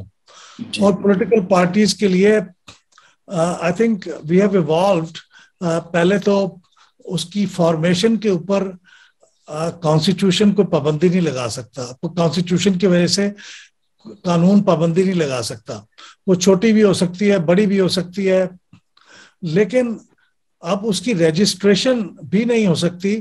اب اس کی انلسٹمنٹ ہوتی ہے, یعنی آپ کو صرف الیکشن کا سمبل لینے کے لیے پھر یہ کچھ کنڈیشنز فلفل کرنی پڑتی ہیں. الیکشن الیکٹ میں لکھی ہوئی ہیں اس کی کنڈیشنز. اس میں بھی یہ ہے کہ آپ کو 2000 ممبرز کم از کم آپ کے ہونے چاہیے, اور ان ممبرز کا آپ کو شناختی کارڈ جمع کرانے چاہیے, ان کی فیس جمع کرانی چاہیے, اور یہ ساری کنڈیشنز فلفل کرنے کے بعد پھر آپ کی انلسٹمنٹ ہوگی. اور آپ کی ہر سال آپ کو اپنے جو پورے حساب ہیں, یعنی جو آڈیٹڈ اکاؤنٹس, وہ ہر سال آپ کو جمع کرانے پڑیں گے الیکشن کمیشن کے پاس. یہ بھی اس کی ذمہ داری ہے. تو ایسا نہیں ہے کہ بالکل یہ قانون میں نہیں ہے. اور آپ پہلے آپ کہہ رہے تھے نا کہ سی وی دینا پڑتا ہے جاب لینے کے لیے, وہ کوالیفیکیشن ڈسکوالیفیکیشن. کانسٹیٹیوشن کا آرٹیکل 62 اینڈ 63 بڑے ایلیبوریٹ ہیں to fix the qualification and disqualification. تو اس لیے وہ بھی اپنی جگہ موجود ہے. تو پولیٹیکل پارٹیز کے لیے بھی موجود ہے, لیکن میں نے پہلے عرض کیا تھا کہ تھوڑی سی انفورسمنٹ کے اندر پرابلمز ہیں, پوری طرح سے انفورس نہیں ہو پاتی. بلال صاحب دیکھیے پھر اس ڈیفینیشن پہ I remember you telling me this and I remember, but اس ڈیفینیشن پہ پھر میرا خیال جم خانہ کے ممبرز تو ایک پولیٹیکل پارٹی بنا سکتے ہیں, اور اسلام آباد کلب کے ممبرز ایک پولیٹیکل پارٹی بنا سکتے ہیں, بیکاز 2000 ممبرز ہیں, ماشاء اللہ آڈٹ کے اکاؤنٹس ہیں, سب کچھ. Is that what we want کہ مطلب کوئی کلب ممبر ایشین کالج بھی ایک پولیٹیکل پارٹی بنا سکتا ہے, 2000 ممبرز پہ پولیٹیکل پارٹی بننا, is that not something that should be then changed, because this is just too narrow and anybody can get in on that. تو یہ تو کوئی ڈیفینیشن نہ ہوئی, یہ تو نہ ہونے کے برابر ڈیفینیشن ہے. یہ پی ٹی آئی نے ابھی ریسنٹلی ایک جو الیکٹورل ریفارمز پرپوز کی تھی, ابھی وہ پاس نہیں ہوئی تھی. ان میں سے ایک امینڈمنٹ یہ تھی کہ 2000 کی بجائے اس کو 10,000 کر دیا جائے, اور اس کا 20% ویمن پہ مشتمل ہونا چاہیے کم از کم. تو یہ اس کی تھی امینڈمنٹ جو کہ ابھی شاید ڈسکس ہو, لیکن وہ پاس نہیں ہو سکی تھی. لیکن یہاں بنا سکتے ہیں, چھوٹی پولیٹیکل پارٹیاں بھی ہوتی ہیں, جم خانہ کے ممبر بھی بنا سکتے ہیں, اسلام آباد کلب کے بھی بنا سکتے ہیں, فائٹ کا تو ہم ایسے پولیٹیکل پارٹیز تو ایسے پھیل جائیں گی نا, ہر چھوٹی چھوٹی مطلب کئی فیملی 2,000 بندوں کی ہیں تو پارٹیز بنا لیں گے وہ. باری صاحب مجھے بتائیے, میرا تو پارٹیاں زیادہ ہونے میں کیا حرج ہے, असल उनकी वीडिंग आउट होगी जब वो इलेक्शन लड़ेंगे, इलेक्शन में कोई सीट नहीं जीत सकेंगे। I think ये बिलाल साहब आपको पता है there are lots of studies in the West जहाँ मुझे याद नहीं आ रही, बड़ी अच्छी किताब थी जहाँ rationality of the voter जो है वो भी हम क्वेश्चन करते हैं। इतना रैशनल वोटर नहीं होता जितना हम लोग उसको एक रोमांटिसाइज कर देते हैं। तो बारी साहब ये बताइए कि ये पॉलिटिकल पार्टीज की जो डेफिनेशन है, मेरे ख्याल में तो, correct me if I am wrong, मेरे ख्याल में तो खैर you can't correct me because my opinion, may B I am wrong but tell me if I am wrong, कि कम से कम 1,00,000 बंदा ईच प्रोविंस से तो हो बिफोर पॉलिटिकल पार्टी रजिस्टर हो। ये क्या बात हुई कि एक बंदा उठ के 2,000 बंदे अपने फैमिली मेंबर्स को इकट्ठा करके पॉलिटिकल पार्टी बना ले? There should be a clear definition of political party. Would you agree Bilal साहब? सॉरी सरवर साहब। जी मेरा बात सब अच्छी है इसमें। अच्छा भाई साहब, बुनियादी तौर बहुत जरूरी है कि हमें डिफरेंशिएट करना पड़ेगा पॉलिटिकल पार्टी जिसके पास इलेक्शन सिंबल है और पॉलिटिकल पार्टी जो इलेक्शन में हिस्सा नहीं लेती। तो ये तो बहुत जरूरी है। जैसे जर्मनी में है कि जब तक कोई सियासी जमात 5% वोट नहीं लेती तो उसको कोई सीट नहीं मिलती पार्लियामेंट के अंदर। तो एक थ्रेशोल्ड रखा हुआ है कि पार्टी को अगर कोई सिंबल लेना है या उसने पार्लियामेंट में पहुंचना है तो उसके ऊपर कुछ कंडीशनैलिटीज मौजूद हैं और वो पाकिस्तान के जो रेलेवेंट लॉज हैं, इलेक्शंस एक्ट है, अमेरिका भी दर्ज है। बारी साहब ये अमेरिका में भी है, लिबर्टेरियंस और लिबरल्स कभी नहीं बैलेट पे आ सकती बिकॉज़ उनके पास वोट ही नहीं होती। जी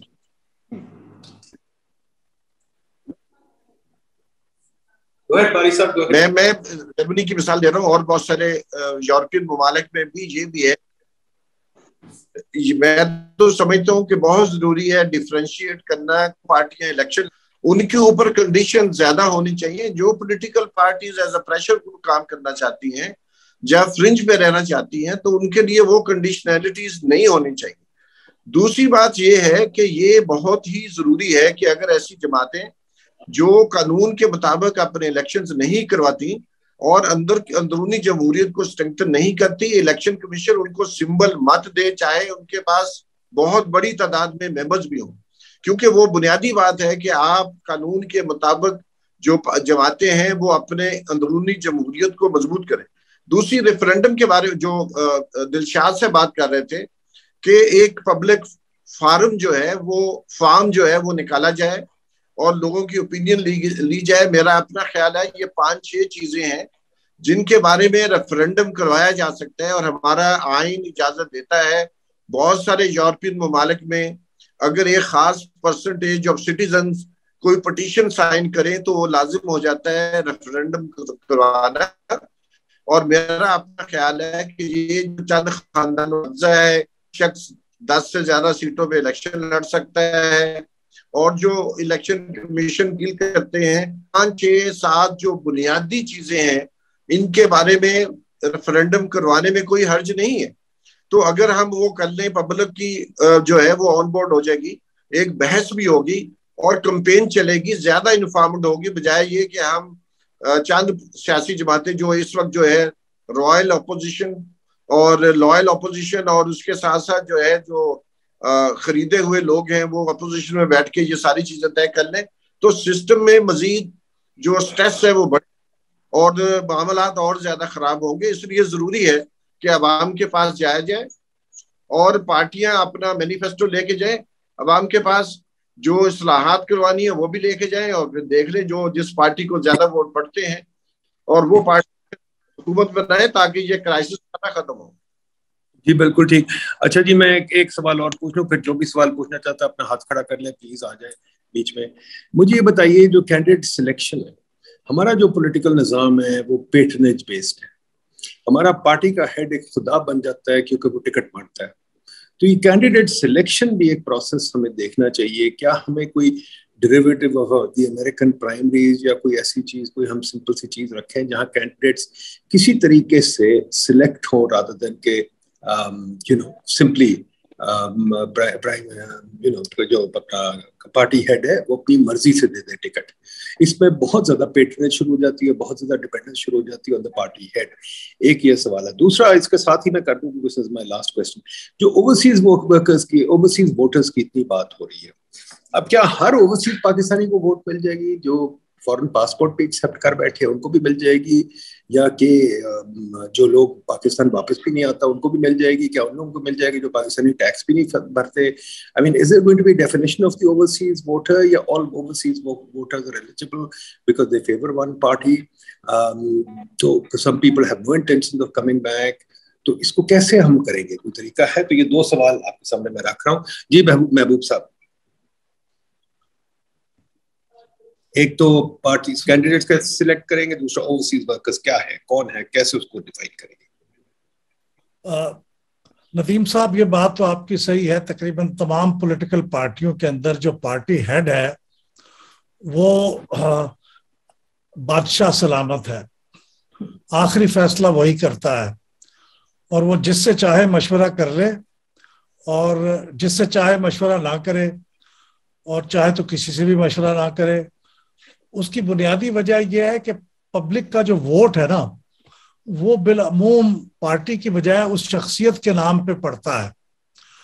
تو اس لیے وہ پارٹی کے اندر اپنی آٹوکریسی کو قائم رکھنے میں کامیاب ہوتا ہے. اگر پبلک اس شخصیت کی بجائے پارٹی کو ووٹ دینا شروع کر دیں گے تو پھر شاید یہ کلیکٹیو لیڈرشپ کا تصور جو ہے وہ پیدا ہو جائے گا. لیکن اس وقت یہی صورتحال ہے. ہر پارٹی اپنے اندر ایک پارلیمنٹری بورڈ تو بناتی ہے، اس کے اندر کوئی سسٹم آف کنسلٹیشن ہوتا تو ہے، لیکن آخری فیصلہ جو ہے وہ بہرحال پارٹی کا ہیڈ ہی کرتا ہے. لیکن یہ کیونکہ لوگوں کو ساتھ لے کے چلنا ہوتا ہے، اس لیے کنسلٹیشن کا ایسا نہیں ہے کہ پروسیس بالکل ہی نہیں ہوتا. وہ لوگ بیٹھتے ہیں اور وہ ڈسکس کرتے ہیں، اور ایک شاید کینڈیڈیٹ کو انٹرویو بھی کیا جاتا ہے. لیکن میں نے پھر ریپیٹ کروں گا کہ آخری فیصلہ پارٹی ہیڈ کا ہوتا ہے. اچھا، اوورسیز پاکستانیز کے بارے میں یہ ہے کہ جو فورن پاسپورٹ ہولڈرز ہیں وہ اس کے ممبر نہیں ہو سکتے، اس کے ووٹر نہیں ہو سکتے، اس لیے کہ وہ خاص طور پہ وہ فورن پاسپورٹ ہولڈر جو ڈیول نیشنلٹی ہولڈر نہیں ہے. اگر آپ کے پاس اوورسیز پاکستانیز آئیڈینٹیفیکیشن کارڈ ہے نا، اوپیک، تو تب آپ ہو سکتے ہیں ووٹر بحیثیت ووٹر رجسٹر. اگر آپ کے پاس اوورسیز پاکستانیز آئیڈینٹیفیکیشن کارڈ نہیں ہے، اور اس کی شرائط تقریباً وہی ہوتی ہیں جو آپ کو CNIC لینے کے لیے ہوتی ہیں، کمپیوٹرائز نیشنل آئیڈینٹیفیکیشن کارڈ. صرف اس کا فرق یہ ہوتا ہے کہ آپ بیرون ملک مقیم ہیں، اس کا ثبوت دینا پڑتا ہے. تو آپ کو تقریباً دیکھیں نا، ویسے تعداد تو بہت زیادہ ہوگی، لیکن کوئی اس وقت بتایا جاتا ہے کہ 9 ملین کے قریب، 9 ملین سے کچھ اوپر کچھ نیچے اوورسیز پاکستانی ووٹرز رجسٹرڈ ہے الیکشن کمیشن کے پاس. تو اس لیے وہ ایک باقاعدہ کرائٹیریا ہے ہر آدمی جو، لیکن اس کے لیے یہ شرط نہیں ہے کہ اس نے پاکستان کتنے سال بعد وزٹ کیا ہے، کتنی دفعہ کیا ہے، یہ کوئی شرط نہیں ہے. If you're living outside and you fulfill the other criteria, then even if you have not، آپ نے پاکستان نہیں آئے کئی سالوں سے، تو بھی آپ ووٹر ہوں گے. لیکن ابھی صورت یہ ہے کہ ان کا ووٹ دینے کی جو فیسلٹی ہے نا، سٹنگ آؤٹ سائڈ، وہ کچھ کھٹائی میں پڑ گئی ہے. مجھے نہیں لگتا کہ ان آنے والے الیکشنز میں ان کو شاید موقع مل سکے گا. ہاں، پاکستان آ کے ووٹ دینا چاہیں تو یہ فیسلٹی تو ہے. جی دلشاد صاحب.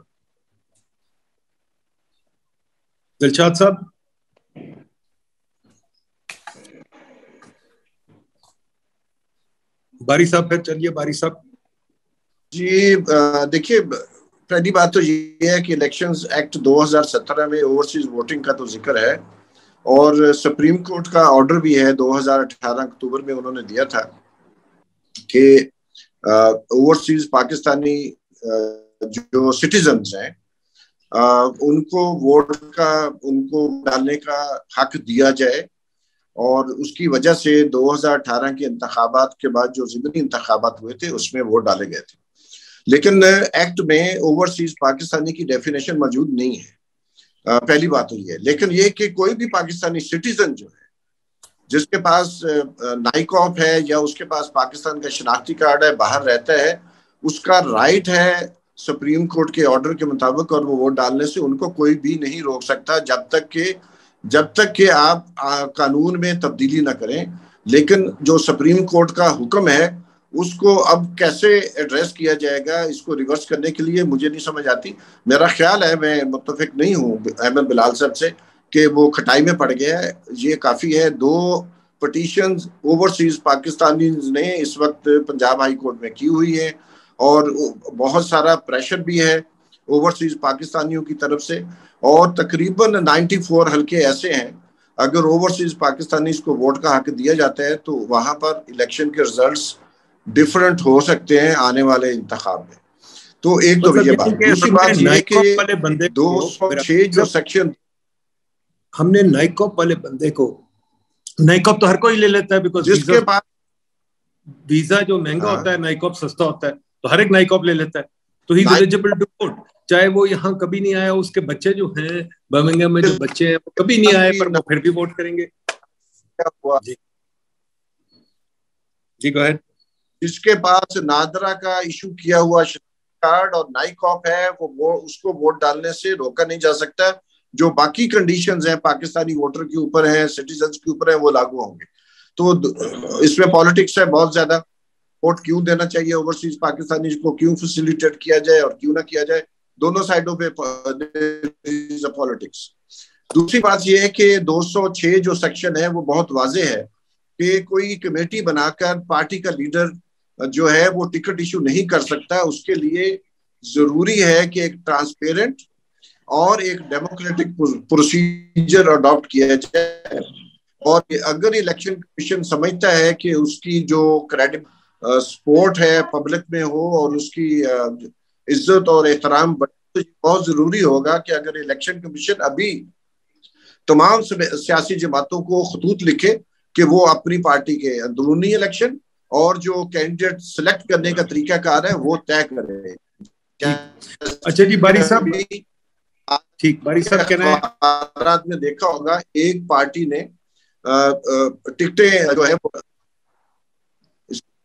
جی ایک لاسٹ کوسچن میں آپ لوگوں سے پوچھتا ہوں، آپ کی آواز نہیں آ رہی.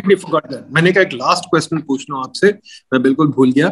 فرسٹ پاس دا پوسٹ کے بارے میں آپ کا کیا خیال ہے؟ Should we keep first past the post and should we also have this hybrid system? یہ جو hybrid system ہے of reserved seats، اس کے بارے میں ذرا بتائیے. PR system. PR system، اچھا ٹھیک.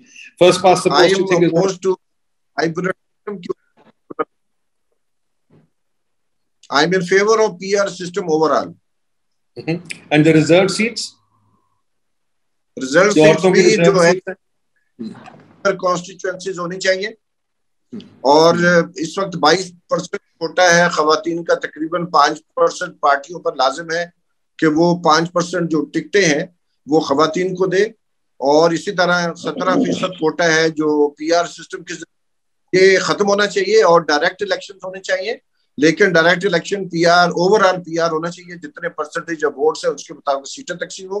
لیکن پارٹی کے اندرونی الیکشن اور ٹکٹوں کا اجرا پارٹی لیڈر نہ کرے، بلکہ ایک کمیٹی ہو اور وہ کمیٹی جو ہے وہ پرائمری کروائے اور پرائمری کے بعد جو ہے وہ فائنل کینڈیڈیٹ کیا جائے. محبوب صاحب، what would you say؟ سر میرا خیال یہ ہے کہ جو تجربہ ہوا ہے نا خواتین کی ریزروڈ سیٹس اور ہمارے نان مسلم بھائیوں کی ریزروڈ سیٹس کے نتیجے میں، کہ انہوں نے کس طرح کے لوگوں کو نامنیٹ کیا ہے، اپنے رشتہ داروں کو، قریبی عزیزوں کو، اور کوئی بھی خیال نہیں رکھا کہ کس کی پارٹی میں کتنی خدمات تھیں یا کون کام کرتا رہا ہے، کون پولیٹیکل ورکر ہے. اس سے یہ بات مزید ری انفورس ہوتی ہے کہ اگر آپ نے پورا سسٹم PR کر دیا تو اس کا PR کا مطلب یہ ہے کہ لسٹ سسٹم، وہ ایک لسٹ دے گی پارٹی، اور جس پارٹی کو زیادہ ووٹ مل جائیں گے وہ پارٹی اپنے ووٹوں کی نسبت سے اس لسٹ میں سے پھر لوگ منتخب ہو جائیں گے. تو وہ میرا خیال یہ ہے کہ پھر وہ جو چند لوگ اپنے ذاتی الیکٹیبلٹی کی بنیاد پہ independent of the top leadership elect ہو جاتے ہیں وہ بھی نہیں ہوں گے، اور پارٹیوں کے اندر جو لیڈرشپ کی ڈکٹیٹرشپ ہے وہ زیادہ اسٹرینتھن ہو جائے گی. انلیس ہم پارٹیوں کے اندر کوئی سسٹم ایوالو ہو جائے اور وہ زیادہ ڈیموکریٹک ہو جائیں اور یہ چیزیں होती नजर नहीं आती, अचानक नहीं होंगी, इट विल टेक टाइम. जब तक वो ना हो, PR system will strengthen the dictatorship in political parties, और वो नहीं होना चाहिए. ठीक जी, थैंक यू. दिलशाद साहब, आर यू देयर? दिलशाद साहब, दिलशाद साहब एक क्विक सवाल मुझे दे दें कि जो इलेक्शन कमीशन, सवाल आ रहा है, आपका जवाब आ रहा है, बताइए. Can you hear me? Dilshad साहब, can you hear me? Dilshad साहब, जो इलेक्शन कमीशन है, ये मुझे बताइए. दिलशाद साहब मेरे सवाल सुन लें. जब मैं प्लानिंग कमीशन में, नदीम साहब, मैं इसको आगे बढ़ता हूँ लेके.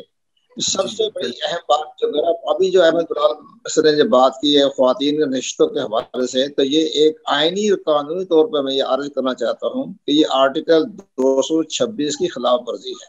ये इलेक्शन नहीं है, ये सिलेक्शन है. लिखा हुआ है जो ख्वातीन की जो नशिस्तें जो है हमारी, ये एक सिलेक्शन किया जाता है, खास प्रायोरिटी ग्रुप को दिया जाता है. ये इलेक्शन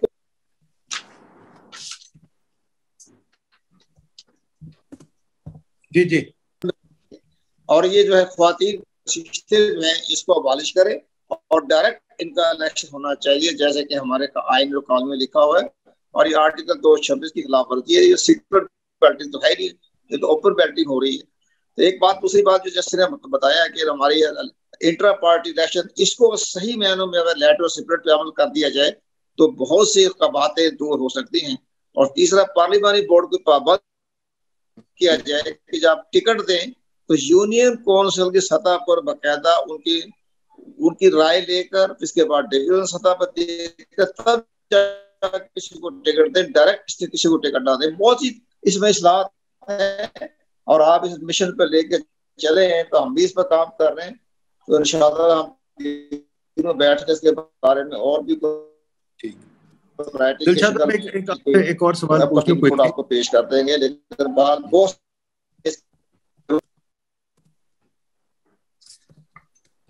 दिलशाद साहब, आपसे एक फाइनल सवाल पूछ लूं, जरा सुन सक रहे हैं आप? आवाज आ रही है आपको? दिलशाद साहब, can you hear me? I don't think he can.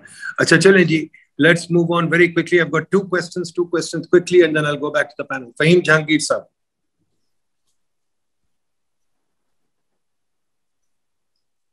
Faheem Jahangir साहब.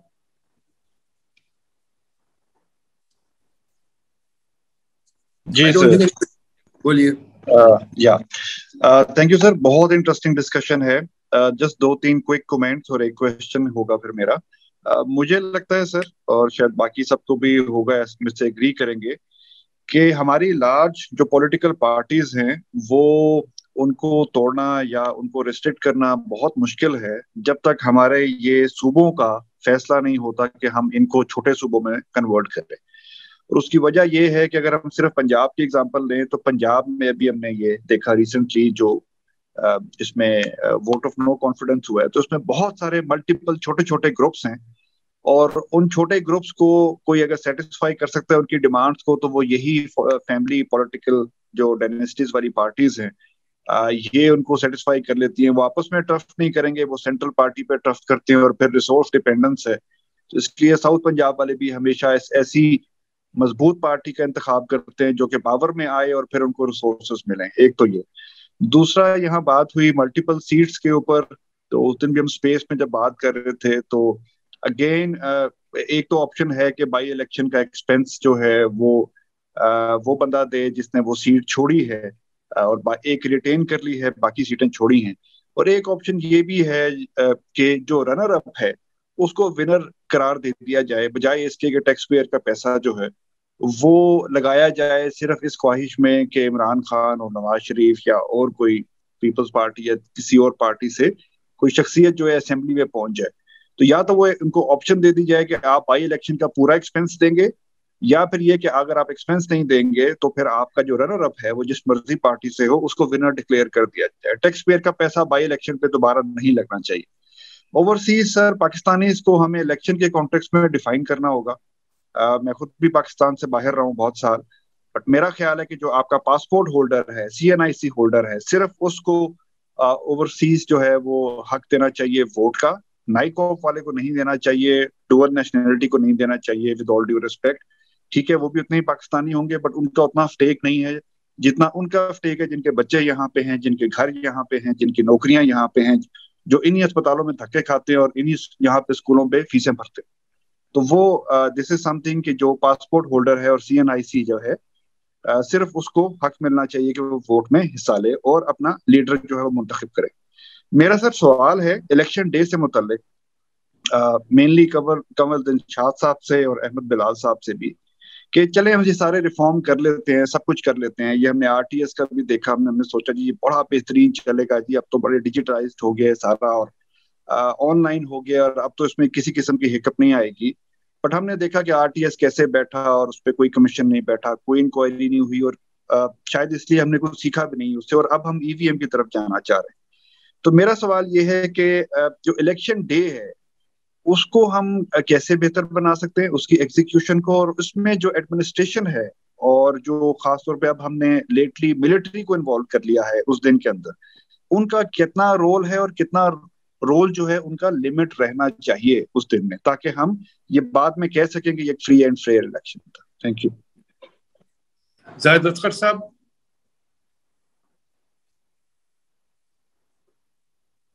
زاہد اصغر.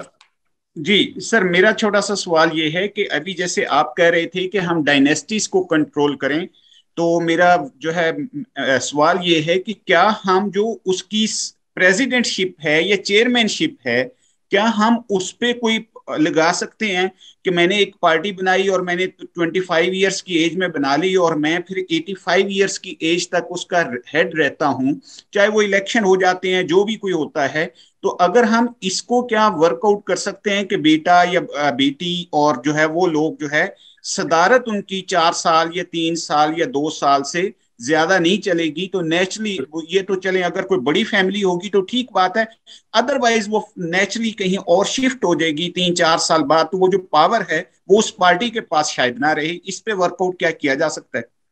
بالکل صحیح بات کیجیے. Let me turn back to the panel now, کافی دیر ہو رہی ہے. Let me go back to begin with Mehboob صاحب. محبوب صاحب ایک اور بھی چیز بتا دیں چھوٹی سی, جو میں اتنے ایشوز ہیں کہ آئی ڈونٹ نو کہاں سے شروع کروں, بھول ہی جاتا ہوں.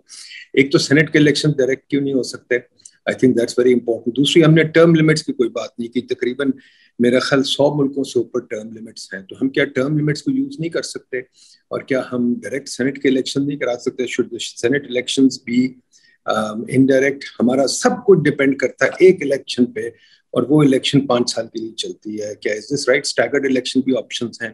تو so many things that need to be considered. Bilal صاحب بتائیے یہ سوال, اور جو باقی میں نے ان لوگوں کے سوال اور آپ جواب دے دیجیے.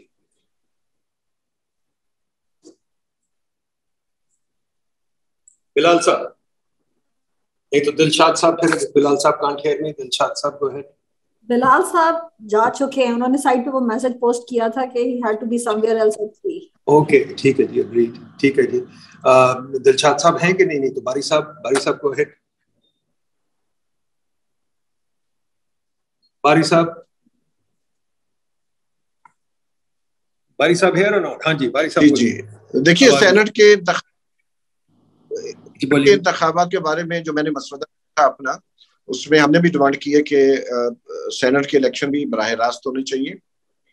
ایک تو زیادہ جمہوری ہو جائیں گے, اس کے علاوہ سینیٹر کی اپنی کانسٹیچوئنسی ہوگی, ان کے سامنے وہ جواب دہ بھی ہوں گے, جس کی بنا پر پھر گورننس کو بھی ذرا بہتر کرنے میں مدد مل سکتی ہے.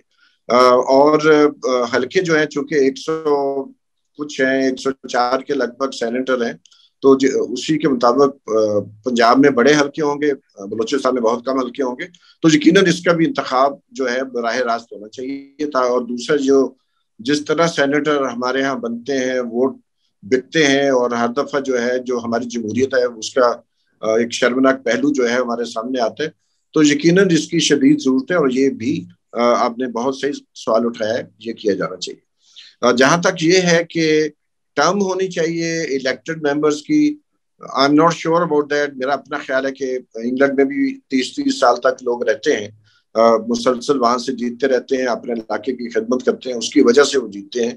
ہمارے ہاں جو یہ بہت ضروری ہے کہ کم از کم جو پارٹی کے لیڈرز ہیں ان کی ٹرم طے کرنی چاہیے. بہت ساری جیسے ANP ہے, اس کے اندر یہ ہے کہ جو پریزیڈنٹ ہے 2 ٹرم سے زیادہ نہیں رہ سکتا. اس کے بعد گیپ آتا ہے, پھر اگر وہ آنا چاہے تو آ سکتا ہے. عوامی تحریک سندھ کی ہے, وہاں پر بھی یہ ٹرم کنڈیشنز پارٹی کے اندر موجود ہے. تو میرا اپنا خیال ہے کہ یہ جو سینیٹرز کی ٹکٹیں ایشو ہو, اس میں بہت ضروری ہے کہ جو پارٹی کے کارکن ہیں ان کی رائے لی جائے, پرائمریز کروائے جائیں. تو بہت سارے معاملے میں سمجھتا ہوں کہ اگر جو چیپٹر 11 ہے الیکشنز ایکٹ کا, اگر اس کو صحیح طریقے سے امپلیمنٹ کرنے کے لیے پریشر بلڈ کیا جائے اور الیکشن کمیشن کی کچھ پاورز بڑھا دی جائے اس میں, اور ایسی پارٹیوں کو پینالائز کیا جا سکے جو نہ کریں, اس کو فالو نہ کریں, تو میرا اپنا خیال ہے بہتری لائی جا سکتی ہے. لیکن اس کے لیے بہت ضروری ہے سول سوسائٹی, انٹیلیجنسیا کی طرف سے یہ بھرپور ڈیمانڈ آنی چاہیے, اور اس کے لیے کمپین چلانی پڑے گی, ہمیں پبلک کے ساتھ پٹیشن سائن کروانی پڑے گی, تاکہ ابھی جو بحث اس پہ کمیٹی بن گئی ہے اس کو انفلوئنس کیا جا سکے. بھاری صاحب کریں نا, فافن یہی تو کرتی ہے, آپ کا کام ہے, آپ کا ہم آپ کا پلان کرتے ہیں. میرا فافن تعلق نہیں ہے ابھی, ہم لوگ کولیشن 38 کے پلان سے کر رہے ہیں, کیونکہ کوئی باقی لوگ بھی کریں, ہم سب کے ساتھ ہاتھ ملانے کو تیار ہیں. ہم تو شروع کر رہے ہیں کہ ہم نے اس کے اوپر سگنیچر کمپین شروع کرنے والے ہیں. ڈیموکریسی کا تو مطلب ہی اکٹھے مل کے کام کریں. شاہد صاحب لاسٹ پوائنٹ. جی شاہد صاحب, شاہد آئی فون. ویری کوئکلی, نہیں ایکچولی کافی سوالات تھے, اس پہ نہیں اب جاؤں گا, سوال ہی تھے. ایک چیز تھوڑی سی تشویشی رہ گئی کہ کچھ چیزوں پہ دوستوں نے اپنی ویوز دینے کی بجائے یہ کہا کہ قانون میں یہ لکھا. تو قانون اگر یہ اٹ وڈ بین آئیڈیل کہ لوگ اپنے ویوز کچھ سب چیزوں پہ دے دیتے, کچھ چیزوں پہ نہیں آئے, اور وہ وہی رہ گئی بات. بہرحال ایک چیز میں صرف ہائی لائٹ کرنا چاہ رہا ہوں, وہ میں سوال نہیں, یہ انٹرا پارٹی الیکشن کی سب لوگوں نے اور سوسائٹی کے یہ ہونا چاہیے. میں آپ کو اپنا چھوٹا سا تجربہ بتاتا ہوں. میں نے ایک بہت بڑی پارٹی کے بڑے معتبر شخصیت, اگر میں ان کا نام لوں تو سب ان کا نام عزت سے نہیں, یہ میں بالکل وثوق سے کہہ رہا ہوں. جب میں نے ان سے پوچھا انٹرا پارٹی کی, انہوں نے جواباً جو دیا وہ صرف سب کے سامنے رکھنا چاہتا ہوں. انہوں نے کہا یار انٹرا پارٹی الیکشن نہیں ہونے چاہیے. وجہ یہ ہے کہ پارٹی کے اندر تقسیم ہو جاتی ہے اور لڑائیاں ہوتی ہیں اور ڈویژن ہوتی ہے. کچھ نہ کرے وہی لیڈر فیصلہ کر لے تو وہ بہتر ہے. تو یہ سمجھدار معتبر لوگ ہیں جن کی رائے عام طور میں رائے میں وزن بھی ہوتا ہے, ان کے خیالات اس قسم کے. Fair point. But how would you sum up this discussion, Shahid, if you can? کہ جی یہ ہم نے جو بات کی ہے, there are two views. One view is کہ جی everything is fine, just let the system run and we'll have equilibrium somewhere. We'll converge to a situation that's good. Or alternatively that we need a form for things to happen. Can you hear me? جی جی, اس میں صرف اتنی سی بات کروں گا کہ بڑی اچھی رائے آئی ہیں اور جن پہ عمل درآمد کرنا بھی نسبتاً آسان ہے, جس سے لوگوں کو شاید اس قسم کے اعتراضات نہ ہوں. اچھا, کچھ چیزوں میں وہ بھی صداقت ہے کہ جو بلال صاحب نے بات کی کہ جی کچھ کورسز ہیں جن کا اس پہ رول زیادہ ہے, بٹ اس کا حل یہی ہے نا کہ اگر پارٹیوں میں اتنی جان ہے تو اس میں لوگوں کو لے کے آئیں الیکشن کے دن, تاکہ یہ جو مینیپولیشن پاسبلٹی ہے یہ کم کی جائے. پارٹیوں میں بھی تو وہ نہیں ہے نا. تو یہ کہنا کہ جی سسٹم ایسا, میرا نہیں خیال تینوں اصحاب یہ کہہ رہے تھے کہ یہی رہنا چاہیے. بات ساری یہ ہے کچھ چیزوں میں, اور جو کافی کچھ رائے تو بڑی اچھی تھی کہ یہ کر لیا جائے, there should be a penalty, چاہے ایک سے زیادہ سیٹ پہ کھڑے ہوتے ہیں. پھر یہی بات ہے کہ جی کس طرح یہ نظام کو بہتر کیا جائے, particularly from the point of reserve seat. پھر یہ بھی والی بات بھی ہے یار ایک طرف تو ہم کہتے ہیں فرسٹ پاسٹ پوسٹ ہو, پروپورشنل ریپرزنٹیشن ہو, یا یہ جناب صاحب سے پہلے بھی میری ایک دفعہ ویسے اس موضوع پہ بات ہوئی, میں بھی رائے پہ قائم ہوں کہ اس اسٹرکچر میں آج آپ کریں گے تو وہ پھر گھر والے زیادہ آ جائیں گے ان سسٹم. میری چیز not that democratic at the moment. تو وہ پروپورشنل ریپرزنٹیشن میں وہ والی بات بھی ختم ہو جائے گی اور وہ گھوم پھر کے وہ لوگ زیادہ آنے شروع ہو جائیں گے جو ان کے مرہون منت ہیں یا گھر والے ہیں. فائنلی یہ جو ہے نا کہ جی ہمیں الیکٹیبل وہ پارٹی کا جو لیڈر ہے وہ فیصلہ کرتا ہے کہ کن لوگوں کو الیکشن کا ٹکٹ دیا جائے. دیکھیں اس میں تھوڑی سی صرف صداقت ہے. اگر یہ نہ ہوتا تو پھر الیکٹیبل کا جو کوئن کیا گیا الیکٹیبل وہ نہ ہوتے. کچھ یہاں کافی ایسے حلقے ہیں جو لوگوں نے کام کر کے یا کہ جیسے آپ کہتے ہیں کہ اس فیملی کی وہاں پہ جو کنٹرول ہے وہ variety of reason economic and social control ہے وہ ان کے اپنے ووٹ بھی ہیں. تو اگر اس کے پاس 20,000 یا 30,000 اپنا ووٹ ہے تو پارٹی کا ووٹ لے کے وہ پھر جیتتا ہے. تو اس میں ان کو اگنور کرنا بھی بڑا مشکل ہے. تو ایک حد تک ٹھیک ہے کہ پارٹی کا لیڈر فیصلہ کرتا ہے بٹ یہ اگنور نہیں کر سکتا ورنہ یہ جو فریز ہم استعمال کرتے ہیں الیکٹیبل کا وہ نہ ہوتا. تھوڑی میں لمبی بات کرتا باری صاحب ایک آپ سے میں ایک اور چیز پوچھوں. دلشاد صاحب چلے گئے but it's an important question that needs to be answered. باری صاحب آپ کو پتہ ہے میں پلاننگ کمیشن میں تھا, deputy chairman of planning commission تھی وہاں اور ایک ساتھ ڈویژن بھی تھی. تو secretary used to run the division, the commission was independent of the division but سارا اسٹاف جو ہے ڈویژن کو رپورٹ کرتا تھا. تو basically secretary runs the planning commission, اوپر سے اب جو مرضی کہہ لیں سیکرٹری رنز دی پلاننگ. کیا الیکشن کمیشن بھی یہی چیز ہے, election secretary controls the division and runs the division, یا الیکشن کمیشن کا کوئی حصہ ہوتا ہے, رول ہوتا ہے؟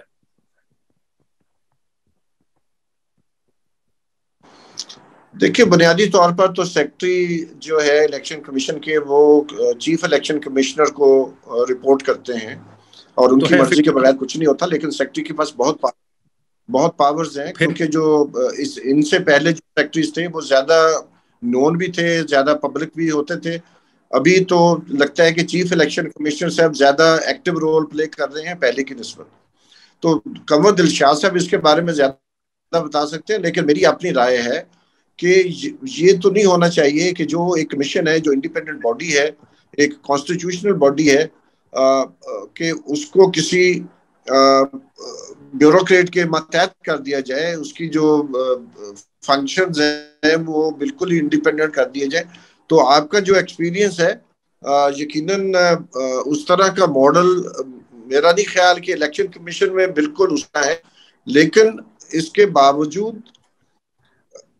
ان سے پہلے جو بہت اسرٹیو تھے اور ڈیسیژن میکنگ وہ خود کرتے تھے, لیکن ایران میں ہوا ہے کہ چیف الیکشن کمشنر جو ہے وہ عدلیہ سے نہیں ہے, وہ ایڈمنسٹریٹو جو ہمارا اپنا سروسز ہیں وہاں سے آئے ہیں, اور اس لیے ہم دیکھتے ہیں کہ وہ زیادہ پرو ایکٹیو ہیں رادر دین وہ جوڈیشل مائنڈ سیٹ نہیں ہے ان کا, وہ زیادہ ایڈمنسٹریٹولی کرنا چاہ رہے ہیں.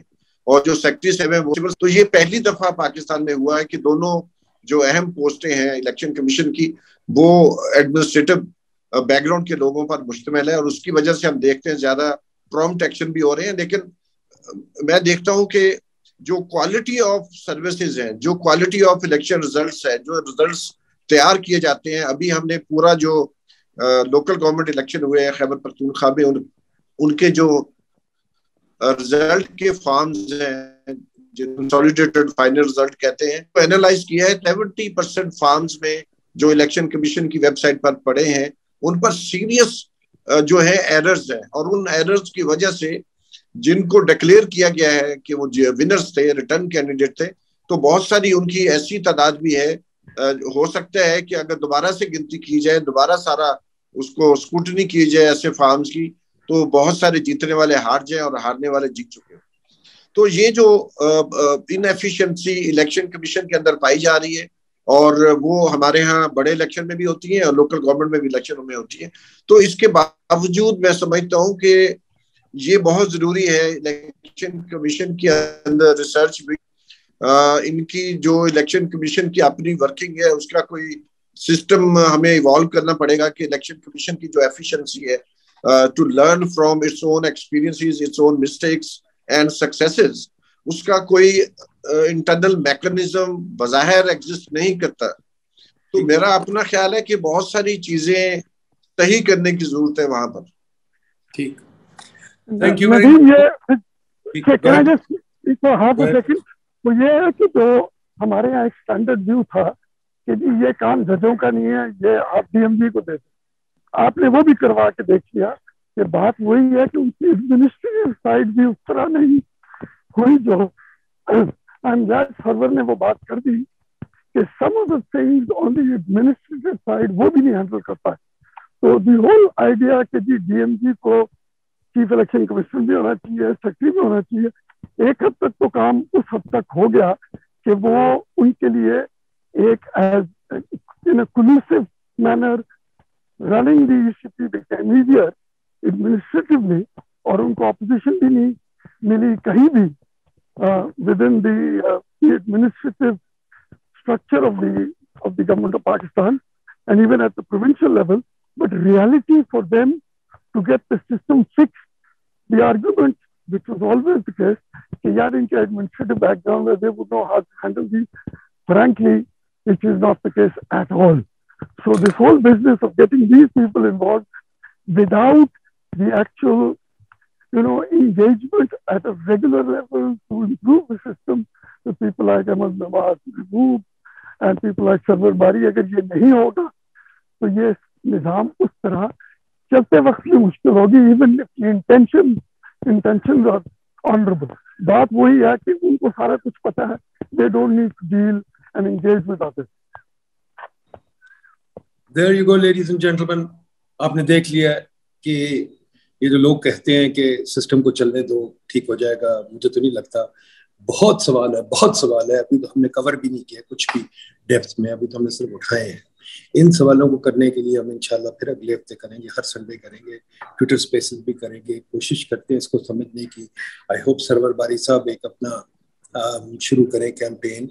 We should get some good ideas on the table. We should tell the politicians there is a civil society membership that's willing to discuss issues. And quite frankly, I would argue ہمارے researchers کو چاہیے ان subjects پہ research کیا کریں. یہ جو donor based research ہے نا, جو کہ پتہ نہیں کن سوالوں پہ ہوتی ہے, جو ہمارے اصلی سوال ہیں کہ ہماری الیکشن تو اچھی ہو, کم از کم ملک میں انسٹیبلٹی تو ختم ہو, ہماری انسٹیبلٹی کا جو پریمیم ہے, رسک پریمیم, وہ تو ختم ہو, کیونکہ اس کے بغیر تو ہم مر جائیں گے. ہماری اتنی انسٹیبلٹی کا رسک پریمیم ہے کہ ہم اس ملک میں انویسٹ ہی نہیں کر سکتے, رہ ہی نہیں سکتے. وہ آپ کو ایکسچینج ریٹ میں شو اپ کر رہا ہے, ہر جگہ شو اپ کر رہا ہے. تو I think quite frankly the research community must take these issues up, must debate them. I know it's difficult, I know it's uncomfortable, but we are into this business of being a little uncomfortable and asking tough questions, and I insist on asking tough questions because quite frankly I think we've had it too easy. We don't ask tough questions. We should ask each other these questions. We should debate them. We should understand them. This is our country, and real loyalty to the country means asking difficult questions and debating them, trying to get to a conclusion. I won't say that I have all the answers. Nobody has all the answers. But collectively through debate, maybe we will develop some answers, not all the answers, some answers. That's how the rest of the world functions. How can Pakistan be different? We must, like human beings, also understand, ask questions, reach consensus, move on. Thank you very much, folks. Inshallah, we'll do this again soon. My thanks to Sarwar Bari. My thanks to Ahmed Bilal Mahbub. All the best, Ji. Khuda Hafiz. Bari Sahab, thank you.